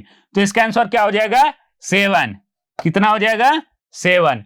हमें चाहिए 132, लेकिन 132 से अगर ज्यादा हो गए तभी हमें क्या होगा, 256 बनेंगे, और वो किस में बनेंगे, 7वें क्लीवेज में बनेंगे। तो एक आंसर समझ में आया इसका कि एक हमारे पास जाइगोट है, उसके अंदर डिवीजन होगा 2 बनेंगे, 2 से 4, 4 से 8, 8 से 16, 16 से 32, 2 के पावर n। अगर हमें कितने चाहिए, 132 चाहिए, 132 यानी कि 2 के पावर n, 2 के पावर 7 कितने हो जाएंगे, 256। 256। तो यहां से आप निकाल सकते हैं, बहुत आसान क्वेश्चन है। ये होता है क्लीवेज, ये होता है नॉर्मल माइटोसिस। अगर हम बात करें नॉर्मल माइटोसिस में क्या होता है कि एक सिंगल सेल है, सिंगल सेल में क्या होगा, डिवीजन होगा, बनेंगे 2 सेल, लेकिन इक्वल अमाउंट में बनेंगे, इक्वल साइज के बनेंगे। एक से बना 2 सेल, 2 से 4 सेल, लेकिन सब क्या होगा, इक्वल अमाउंट में, इक्वल साइज का होगा। क्यों, क्योंकि इसके अंदर G1 भी चल रहा है, S भी चल रहा है, G2 भी चल रहा है। लेकिन अगर हम बात करें क्लीवेज की, क्लीवेज में क्या होता है, साइज लगातार कम होती जाती है। साइज कम होने का मतलब यहाँ पे एक सिंगल सेल जाइगोट है, सिंगल सेल जाइगोट के अंदर डिवीजन हुआ, अब इसकी साइज और छोटी हो गई। साइज छोटी हो गई, लेकिन डीएनए का अमाउंट क्या रहता है, सेम रहता है, n 2n और 2n। साइज छोटी हो गई, इसके अंदर फिर डिवीजन होगा और साइज छोटी हो जाएगी, और डिवीजन होगा और साइज छोटी हो जाएगी, क्योंकि यहाँ पे साइटोप्लाज्म क्या हो रहा है, नहीं बढ़ रहा है, केवल डीएनए का अमाउंट क्या होता है, बढ़ता है, क्योंकि ये शॉर्ट होता है, इसके अंदर G1 और G2 अब्सेंट होते हैं। ड्यूरिंग क्लीवेज क्या होता है, साइज ऑफ ब्लास्टोमेयर क्या होते हैं, कम होते रहते हैं। जो सेल बन रहे हैं इसको नाम दिया था ब्लास्टोमेयर, तो उनकी साइज क्या हो रही है, कम हो रही है। Amount of DNA in blastomere वो क्या होगा, कांस्टेंट होगा, क्योंकि डीएनए का डुप्लीकेशन हो रहा है, यह फेज चलता रहता है। Amount of cytoplasm in blastomere क्या होगा, कम होता रहेगा। और कैरियोप्लाज्मिक इंडेक्स क्या होता है, बढ़ता रहता है। कैरियोप्लाज्मिक इंडेक्स का मतलब होता है volume of nucleus upon volume of cytoplasm, volume of nucleus upon volume of cytoplasm. तो यहाँ पे वॉल्यूम ऑफ न्यूक्लियस क्या है, कांस्टेंट है, और साइटोप्लाज्म का अमाउंट क्या हो रहा है, वॉल्यूम कम होता जा रहा है। जब साइटोप्लाज्म का वॉल्यूम कम होगा तो यहाँ पे कैरियोप्लाज्मिक जो होगा वो क्या होगा, वो बढ़ता रहेगा। क्या होगा, कैरियोप्लाज्मिक इंडेक्स क्या होता रहता है, बढ़ता रहता है। ये होता है ड्यूरिंग द क्लीवेज। नेक्स्ट आता है ट्विंस। अगर हम बात करें जुड़वा बच्चे कैसे होते हैं, उसकी में सबसे पहले क्या होता है, मोनोजाइगोटिक जो ट्विंस होते हैं दो तरीके के होते हैं, मोनोजाइगोटिक ट्विंस या फिर इसी को आइडेंटिकल ट्विंस भी कहा जाता है। सेकंड होते हैं डाइजाइगोटिक ट्विंस या फिर इसको नॉन आइडेंटिकल ट्विंस कहा जाता है, नॉन आइडेंटिकल ट्विंस।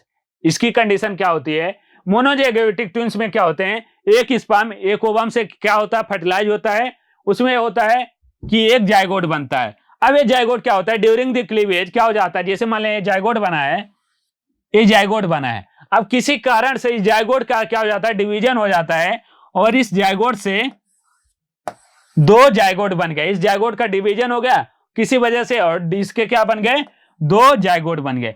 अब दोनों क्या होंगे, इसी के पार्ट हैं, क्या एकदम आइडेंटिकल होंगे, तो यहाँ जो एम्ब्रियो बनेगा वो भी आइडेंटिकल बनेगा। During cleavage splitting of zygote early embryonic into the two stage, क्या होता है कि इस जाइगोट का स्प्लिटिंग हो जाता है और ये दो में कन्वर्ट हो जाता है। दो में कन्वर्ट हो गया तो क्या हो जाएगा, दो एम्ब्रियो बन जाएगा, दो एम्ब्रियो से दो बेबी का फॉर्मेशन हो जाएगा। दोनों क्या होंगे, आइडेंटिकल होंगे, क्योंकि से एक ही जाइगोट से मिलकर बने हुए हैं। हम बात करें डाइजाइगोटिक ट्विंस की। डाइजाइगोटिक ट्विंस में क्या होता है कि दो स्पर्म का फॉर्मेशन होता है, यहाँ पे दो स्पर्म दो ओवम से क्या हो जाते हैं, जाके फर्टिलाइज होते हैं। हमारे नॉर्मल कंडीशन में क्या होता है कि एक ओवरी से केवल एक ओवम क्या होता है, अल्टरनेटिवली हर महीने रिलीज होता है। अगर एक महीने क्या होगा, लेफ्ट से रिलीज हो गया तो अगले महीने क्या होगा, राइट से रिलीज होगा। लेकिन इसमें केस में क्या हो जाता है कि किसी वजह से दोनों ओवरी से क्या हो गए, रिलीज हो गए दो ओवम। अब दो ओवम से जाके दो स्पर्म क्या हो जाएगा, फर्टिलाइज हो जाएगा, क्योंकि स्पर्म तो बहुत सारे जाते हैं साथ में, तो क्या हो गया, दो स्पर्म जाके फर्टिलाइज हो गए। अब जब दो स्पर्म फर्टिलाइज होंगे तो क्या होगा, दो एम्ब्रियो का दो जाइगोट बनेगा, और दो जाइगोट से दो एम्ब्रियो बनेंगे, और दो एम्ब्रियो से क्या होगा, दो बेबी बनेगा, दो बेबी। अब चूंकि दोनों एम्ब्रियो क्या है, दो जाइगोट से बने हैं, दो जाइगोट दो क्या बने हैं, दो ओवम से और दो स्पर्म से बने हैं, तो दोनों में क्या होगा, दोनों का जो शेप साइज होगा वो अलग अलग होगा। तो ये क्या होते हैं, डाइजाइगोटिक ट्विंस होते हैं। ये जैसे दो बच्चे अलग अलग ड्यूरेशन पे पैदा होते हैं, ठीक उसी तरीके से भी क्या होंगे, एक मदर्स के दो बच्चों की तरह होंगे। जैसे कि एक बच्चा आज पैदा हुआ, दो बजे दूसरा बच्चा जो क्या हुआ कुछ समय बाद पैदा हुआ, दो बच्चों में क्या हुआ, गैप हुआ, उसी तरीके से क्या हुआ, इनके अंदर भी क्या होता है, अलग चेंजेज होते हैं। ये होते हैं डाइजाइगोटिक ट्विंग। और मोनोजाइगोटिक ट्विंग क्या होते हैं, एकदम आइडेंटिकल होते हैं। नेक्स्ट आता है मॉर्यूला। मॉर्यूला क्या होता है, जो हमारा डाइजाइगोटिक ट्विंस हुआ, हमारा क्लीवेज हुआ, सॉरी जाइगोट हुआ, अब ये जाइगोट कंटिन्यूअस डिवाइड करता रहता है, जाइगोट कंटिन्यूअस डिवाइड करता रहता है। इस डिवीजन को हमने नाम दिया था क्लीवेज। क्लीवेज में सबसे पहला स्टेज आता है morula stage. Solid ball like structure covered by zona pellucida 8 से 16 cell stage embryo enter into the uterus. ये क्या होता है, सबसे पहले जाइगोट बना है, जाइगोट के अंदर डिवीजन होता है, 2 सेल स्टेज बनता है, 2 सेल से 4 सेल स्टेज बनता है। ये 48 घंटे के अंदर हो जाता है। 48 घंटे के बाद क्या होता है, इसका डिवीजन होता है, ये बनता है 16 सेल स्टेज। 16 सेल स्टेज को नाम दिया था, 8 से 16 जो सेल स्टेज होता है उसको नाम दिया था मॉर्यूला।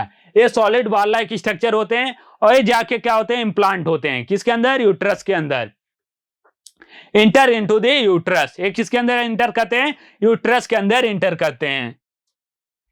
ये एनसीईआरटी का फिगर दिया हुआ है। एनसीईआरटी में क्या हुआ, यहाँ पे सबसे पहले जाके बाइंड हुआ है स्पर्म और ओवम, यहाँ पे फर्टिलाइजेशन हुआ, जाइगोट बना, 2 सेल स्टेज 4 सेल स्टेज और 16 8 to 16 सेल स्टेज, इसको नाम दिया था मॉर्यूला। अब ये मॉर्यूला क्या होता है, इसके अंदर फिर से प्रोलिफरेशन होता है, यहाँ पे दो बनता है, एक इनर सेल मास और आउटर लेयर। अब ये जाके क्या हो जाता है, यहाँ पे इम्प्लांट हो जाता है, जिसको नाम देते हैं ब्लास्टोसिस्ट इम्प्लांटेशन। कैसे होता है, next, the morula continue to divide and transform into blastocyst as he move further into the uterus।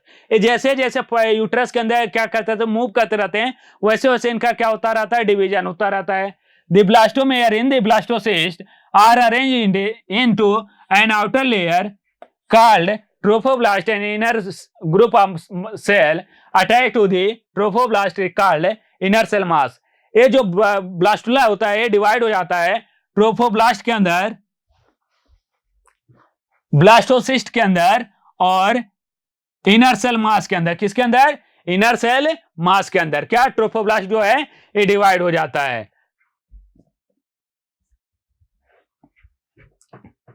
The inner cell mass contain certain cell called stem cell which have potency to give rise to all tissue of the organ। क्या होते हैं, जो ये inner cell मास बना है, inner cell मास वाला cell है, इसके अंदर टोटिपोटेंसी की कैपेसिटी होती है। टोटिपोटेंसी का मतलब होता है इससे कोई भी ऑर्गन बनाने की क्षमता होती है। जितने भी ऑर्गन बनते हैं इसी इनर सेल मास वाले सेल से बनते हैं, इसको नाम देता है स्टेम सेल।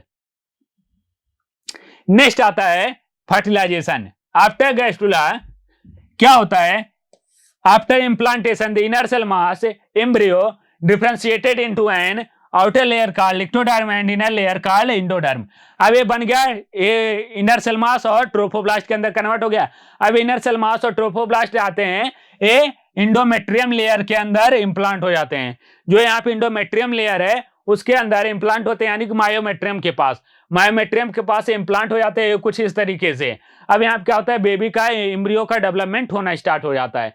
जो इनर सेल मास वाली लेयर होती है ये कन्वर्ट होती है 3 लेयर के अंदर, differentiated into an outer layer called ectoderm, inner layer called endoderm and a mesoderm layer soon appear between the ectoderm and endoderm। ये 3 लेयर के अंदर कन्वर्ट हो जाते हैं। ह्यूमन के अंदर 3 लेयर पाए जाते हैं, ectoderm, endoderm और mesoderm। These 3 layer give rise to all tissue. जितने भी टिश्यू ऑर्गन बनते हैं इन्हीं 3 लेयर से बनते, चाहे हम बात कर लें हार्ट की बात कर लें, हम बात कर लें लंग्स की बात कर लें, क्या फिर हम बात कर लें यूट्रस, सबके अंदर क्या होती है 3 लेयर प्रेजेंट होती है, एक्टोडर्म, एंडोडर्म और मेसोडर्म। इन्हीं 3 लेयर से क्या मिलकर क्या बनता है, ऑर्गन का फॉर्मेशन होता रहता है। ये क्या कहलाते हैं। नेक्स्ट आता है हमारा extra embryonic membrane. Extra embryonic का मेम्ब्रेन का मतलब होता है ये बेबी का एम्ब्रियो का इम्प्लांटेशन हो गया। अब इस एम्ब्रियो को क्या चाहिए, न्यूट्रिशन चाहिए। इसके अंदर वेस्ट बन रहे हैं, CO2 बन रहा है, ये रिस्पायरेशन कर रहा है, तो इसका वेस्ट क्या होना चाहिए, बाहर निकलना चाहिए। इसके लिए आता है extra embryonic membrane. Extra embryonic membrane क्या होता है, एक है फिजिकल कनेक्शन होता है मदर के बीच का और एम्ब्रियो के बीच का। इसके अंदर कौन कौन सा आता है, एमनियन आता है, कोरियन आता है, याल्क आता है और एलेंटॉइस आता है। जो कोरियन होता है ये सबसे आउटर लेयर होती है, सेकंड आता है एमनियन जो कि एक फ्लूइड लेयर होती है, थर्ड आता है ए एम्ब्रियो है, फोर्थ आता है एलेंटॉइस। एलेंटॉइस एक रॉड लाइक स्ट्रक्चर होता है। नेक्स्ट आता है याल्क सैक। याल्क सैक जो होता है ये जो अर्ली एम्ब्रियो होता है उसको न्यूट्रिशन प्रोवाइड करने का काम करता है। जो याल्क सैक होता है उस अर्ली एम्ब्रियो को न्यूट्रिशन प्रोवाइड करने का काम करता है। नेक्स्ट आता है प्लासेंटा। प्लासेंटा की अगर हम बात करें, प्लासेंटा एक फिंगर लाइक प्रोजेक्शन होता है जो कि मदर के और एम्ब्रियो के बीच से बनता है, इसको नाम देते हैं प्लासेंटा। प्लासेंटा कैसा होता है, प्लासेंटा 2 चीजों से मिलकर बना होता है, मैटरनल टिश्यू से और फीटल टिश्यू से मिलकर बना होता है। इसके अंदर एंडोमेट्रियम किसका होता है, मैटरनल का, और कोरियानिक विलाई होता है फीटल टिश्यू का, कोरियानिक विलाई या फर्डोसम। ये क्या काम करता है, the placenta connected to the embryo through the umbilical cord which help in the transport of substance and form the embryo. किसके फॉर्मेशन में, एम्ब्रियो के फॉर्मेशन से जो यहाँ सब्सटेंस निकल रहे हैं जैसे कि CO2 हो रहा है उसको बाहर निकालने का काम करता है। या फिर हम बात कर लें जो एम्ब्रियो है उसको न्यूट्रिशन प्रोवाइड करने का काम करना है, उसके पास ऑक्सीजन पहुंचाना है, तो ये सारा काम क्या होता है, ये प्लासेंटा करता है। प्लासेंटा कुछ इस तरीके से होता है, ये मदर के बीच का और जो बेबी होता है एम्ब्रियो होता है उसके बीच का कनेक्शन होता है। क्या क्या बनता है, यहाँ पे अम्बिलिकल कॉर्ड से जुड़ा होता है, यूट्रस का जो प्लासेंटा यूट्रस फीमेल के निकलता है और बेबी के अम्बिलिकल कॉर्ड से मिलकर ये दोनों का आपस में कनेक्टेड होते हैं। नेक्स्ट आता placental hormone, very important point. Hormone structure से तो क्वेश्चन नहीं आते हैं, लेकिन हार्मोन वाले पार्ट से आते हैं। जो प्लासेंटा होता है ये हार्मोन का भी सिक्रीशन करता है ड्यूरिंग द प्रेगनेंसी। कौन कौन से हार्मोन करता है? स्टेरॉइड हार्मोन की अगर हम बात करें तो दो हार्मोन करता है, प्रोजेस्टेरोन और एस्ट्रोजन का सिक्रीशन करता है। प्रोटीनियस हार्मोन में आता है HCA, HPL, HCG, रिलैक्सिन और CRH। ये क्या है? ये HCA human chorionic gonadotropin, HPL human placental lactogen, HCH human chorionic somatotropinogen, relaxin release from the ovary also, CRH corticotropic releasing hormone. ये सारे हार्मोन क्या कहते हैं ड्यूरिंग द प्रेगनेंसी फीमेल जो होती है उसके अंदर बहुत सारे चेंज होते हैं। जितनी भी फीमेल होती हैं उनके अंदर जब प्रेगनेंसी होता है तो बहुत सारे चेंजेज होते हैं। क्यों? क्योंकि उनके अंदर बहुत सारे हार्मोनल इम्बैलेंस हो जाते हैं। हार्मोनल इम्बैलेंस का मतलब है AHCA, HPL, HCA, ये सारे हार्मोन कुछ ना कुछ काम का, जैसे उसको जो प्रेगनेंसी उसको मेंटेन करने का काम हो रहा है और जो एम्ब्रियो है उसको न्यूट्रिशन प्रोवाइड करने का काम हो रहा है, तो इन सब के लिए हार्मोन चाहिए। तो ये हार्मोन कहाँ से रिलीज होते हैं? ये प्लासेंटा से रिलीज होते हैं। इसमें अगर हम बात करें HCG, HPL and relaxin release during the pregnancy, ये तीन हार्मोन क्या होते हैं? केवल प्रेगनेंसी के समय ही रिलीज होते हैं। इसमें से ABGOHCG होता है ह्यूमन क्रोनिक गोनाडोट्रोपिन। इसका काम होता है जो प्रेगनेंसी किट टेस्ट होता है, प्रेगनेंसी टेस्ट होता है, उसमें इसी हार्मोन को टेस्ट किया जाता है। ये हार्मोन क्या होता है? जैसे प्रेग्नेंट वहां पे इम्प्लांटेशन होता है, ये रिलीज होना स्टार्ट हो जाता है और ये जैसे रिलीज होगा तो ये यूरिन में आना भी स्टार्ट कर देता है। तो यूरिन जब टेस्ट किया जाता है तो उसमें ये हार्मोन प्रेजेंट होता है। अब ये चूंकि क्यों अब रिलीज हो रहा है, केवल प्रेगनेंसी के समय रिलीज हो रहा है, तो इसलिए कहा जाता है कि अगर ये हार्मोन प्रेजेंस है यूरिन में तो कहा जाएगा कि वोमन क्या है? प्रेग्नेंट है। अब नेक्स्ट आता है पार्चुरेशन। पार्चुरेशन का मतलब होता है कि बर्थ ऑफ बेबी, बेबी का बर्थ होना क्या कहलाता है? पार्चुरेशन। इसके अंदर कौन कौन से हार्मोन होते हैं? सबसे पहले अगर हम बात करें मेन पार्चुरेशन हार्मोन आता है ऑक्सीटोसिन। ये रिस्पॉन्सिबल फॉर लेबर पेन। किसके लिए? लेबर पेन के लिए रिस्पॉन्सिबल होता है। और अगर हार्मोन की बात करें कौन से हेल्प करते हैं, तो सबसे पहला हार्मोन आता है cortisol, oxytocin, estrogen and relaxin, CRH। ये सारे हार्मोन क्या कहते हैं? हेल्प करते हैं ड्यूरिंग द पार्चुरेशन। कैसे पार्चुरेशन होता है उसकी अगर हम बात करें, पार्चुरेशन का जो सिग्नल होता है, लेबर पेन होता है, वो कहां से स्टार्ट होता है? वो फुल्ली डेवलप फीटस से और प्लासेंटा से, फुल्ली डेवलप फीटस और प्लासेंटा दोनों से स्टार्ट होता है। अगर हम बात करें फुल्ली डेवलप फीटस और प्लासेंटा क्या होते हैं, जब यहाँ फुल्ली डेवलप फीटस हो गया, अब ये क्या करता है? ये न्यूरल सिग्नल भेजता है किसके पास? मदर के पास। न्यूरल सिग्नल भेजता है मदर के पास, कुछ हार्मोन सिक्रेट करता है एंडोक्राइन सिग्नल, जिससे मदर का क्या होता है? हाइपोथैलेमस जो होता है वहां से भी सिग्नल आता है। अब क्या होता है? माइल्ड यूट्राइन कॉन्ट्रैक्शन स्टार्ट हो जाता है। जो माइल्ड यूट्राइन कॉन्ट्रैक्शन होता है ये ऑक्सीटोसिन की रिलीज की वजह से होता है। किसकी वजह से? ऑक्सीटोसिन के रिलीज की वजह से। नेक्स्ट अगर हम बात करें आगे क्या होता है, जैसे ही ऑक्सीटोसिन रिलीज होता है वैसे क्या हो जाता है? CRH का अमाउंट और बढ़ जाता है। CRH का अमाउंट बढ़ जाता है और रिलीज होना स्टार्ट हो जाता है। फिर रिलीज होता है ACTH। ACTH कहां से रिलीज होता है? पिट्यूटरी से। कॉर्टिसोल रिलीज होता है एड्रेनल कॉर्टेक्स से। ये क्या काम करते हैं? प्रोजेस्टेरोन का लेवल कम कर देते हैं और एस्ट्रोजन का लेवल बढ़ा देते हैं। प्रोजेस्टेरोन का लेवल कम करने से क्या होगा? जो एंडोमेट्रियम है, एंडोमेट्रियम को मेंटेन करने का काम कौन करता था? प्रोजेस्टेरोन करता था। अब एंडोमेट्रियम मेंटेन नहीं हो पाएगी, उसके अंदर क्या होगा? कॉन्ट्रैक्शन स्टार्ट हो जाएगा। जब भी कॉन्ट्रैक्शन कहीं पे भी स्टार्ट होगा तो वहां क्या होता है? उसके अंदर कोई चीज है तो भी क्या करने लगती है? वो गिरने लगती है। तो यहाँ पे इसके अंदर क्या है? जो एंडोमेट्रियम उसके अंदर स्ट्रॉन्ग कॉन्ट्रैक्शन होगा। स्ट्रॉन्ग कॉन्ट्रैक्शन की वजह से क्या होगा? इसके अंदर जो इम्प्लांट हुआ एम्ब्रियो का वो वहां से निकल जाती है। तो क्या होता है? एस्ट्रोजन का लेवल बढ़ता है, increasing number of oxytocin receptor, number of myometrium and softening of cervix. क्या कहती है? जो सर्विक्स वाली लेयर है उसको सॉफ्ट कर देती है। अब सर्विक्स वाली लेयर जब सॉफ्ट होगी तो वहां से क्या होगा? यूट्राइन कॉन्ट्रैक्शन इंक्रीज होगा, पॉजिटिव फीडबैक देगा और ऑक्सीटोसिन सिक्रेट होगा और कॉन्ट्रैक्शन इंक्रीज होगा। ऐसे क्या हो जाता है? कॉन्ट्रैक्शन इंक्रीज होता रहता है बहुत ज्यादा। जब कॉन्ट्रैक्शन रिलीज हो जाता है तो अचानक क्या हो जाता है? जो एम्ब्रियो होता है वो चला आता है सर्विक्स के पास, सर्विक्स के थ्रू वेजाइना के वाल से ये बाहर आ जाता है। क्या हो जाता है? Parturition, expulsion of fetus within the 30 minute. 30 minute के अंदर क्या हो जाता है? प्लासेंटा का भी बर्थ हो जाता है। ये क्या कहलाता है? पूरा पार्चुरेशन है। हमारा चैप्टर क्या हो गया? समाप्त हो गया। इसमें हमने सबसे पहले क्या देखा था? Male reproductive system, female reproductive system, फिर हमने देखा था हार्मोन के बारे में, फीमेल रिप्रोडक्टिव सिस्टम में हमने देखा था मेमोरी ग्लैंड क्या होता है, फिर हमने देखा मेंस्ट्रुअल साइकिल के बारे में, फिर हमने देखा फर्टिलाइजेशन के बारे में, गैमेटोजेनेसिस, स्पर्मेटोजेनेसिस, oogenesis के बारे में, फर्टिलाइजेशन क्या होता है, फिर हमने देखा पार्चुरेशन के बारे में। हमारे सिलेबस में बस इतना पार्ट है। पार्चुरेशन में क्या हुआ है? इसका मेन हार्मोन कौन सा इंपॉर्टेंट हुआ है? ऑक्सीटोसिन। ऑक्सीटोसिन ही क्या काम करता है? पार्चुरेशन में हेल्प करता है। ये स्ट्रॉन्ग कॉन्ट्रैक्शन करवाता है। प्रोजेस्टेरॉन का लेवल जैसे कम होता है वैसे ऑक्सीटोसिन का लेवल और बढ़ने लगता है। ये होता है पार्चुरेशन। अब पार्चुरेशन के बाद क्या होता है? उसको लैक्टेशन करवाया जाता है, मदर मिल्क फीड करवाती है, उसके बाद बच्चा डेवलप हो जाता है। ये नेक्स्ट प्रोसेस होता है। इतना रिप्रोडक्शन के इतना ही था। अगर आपने अभी तक हमारे चैनल को सब्सक्राइब नहीं किया है तो हमारे चैनल को सब्सक्राइब कर लें, क्योंकि आप जब तक सब्सक्राइब नहीं करेंगे आपको कंटेंट अच्छा नहीं मिलने वाला है।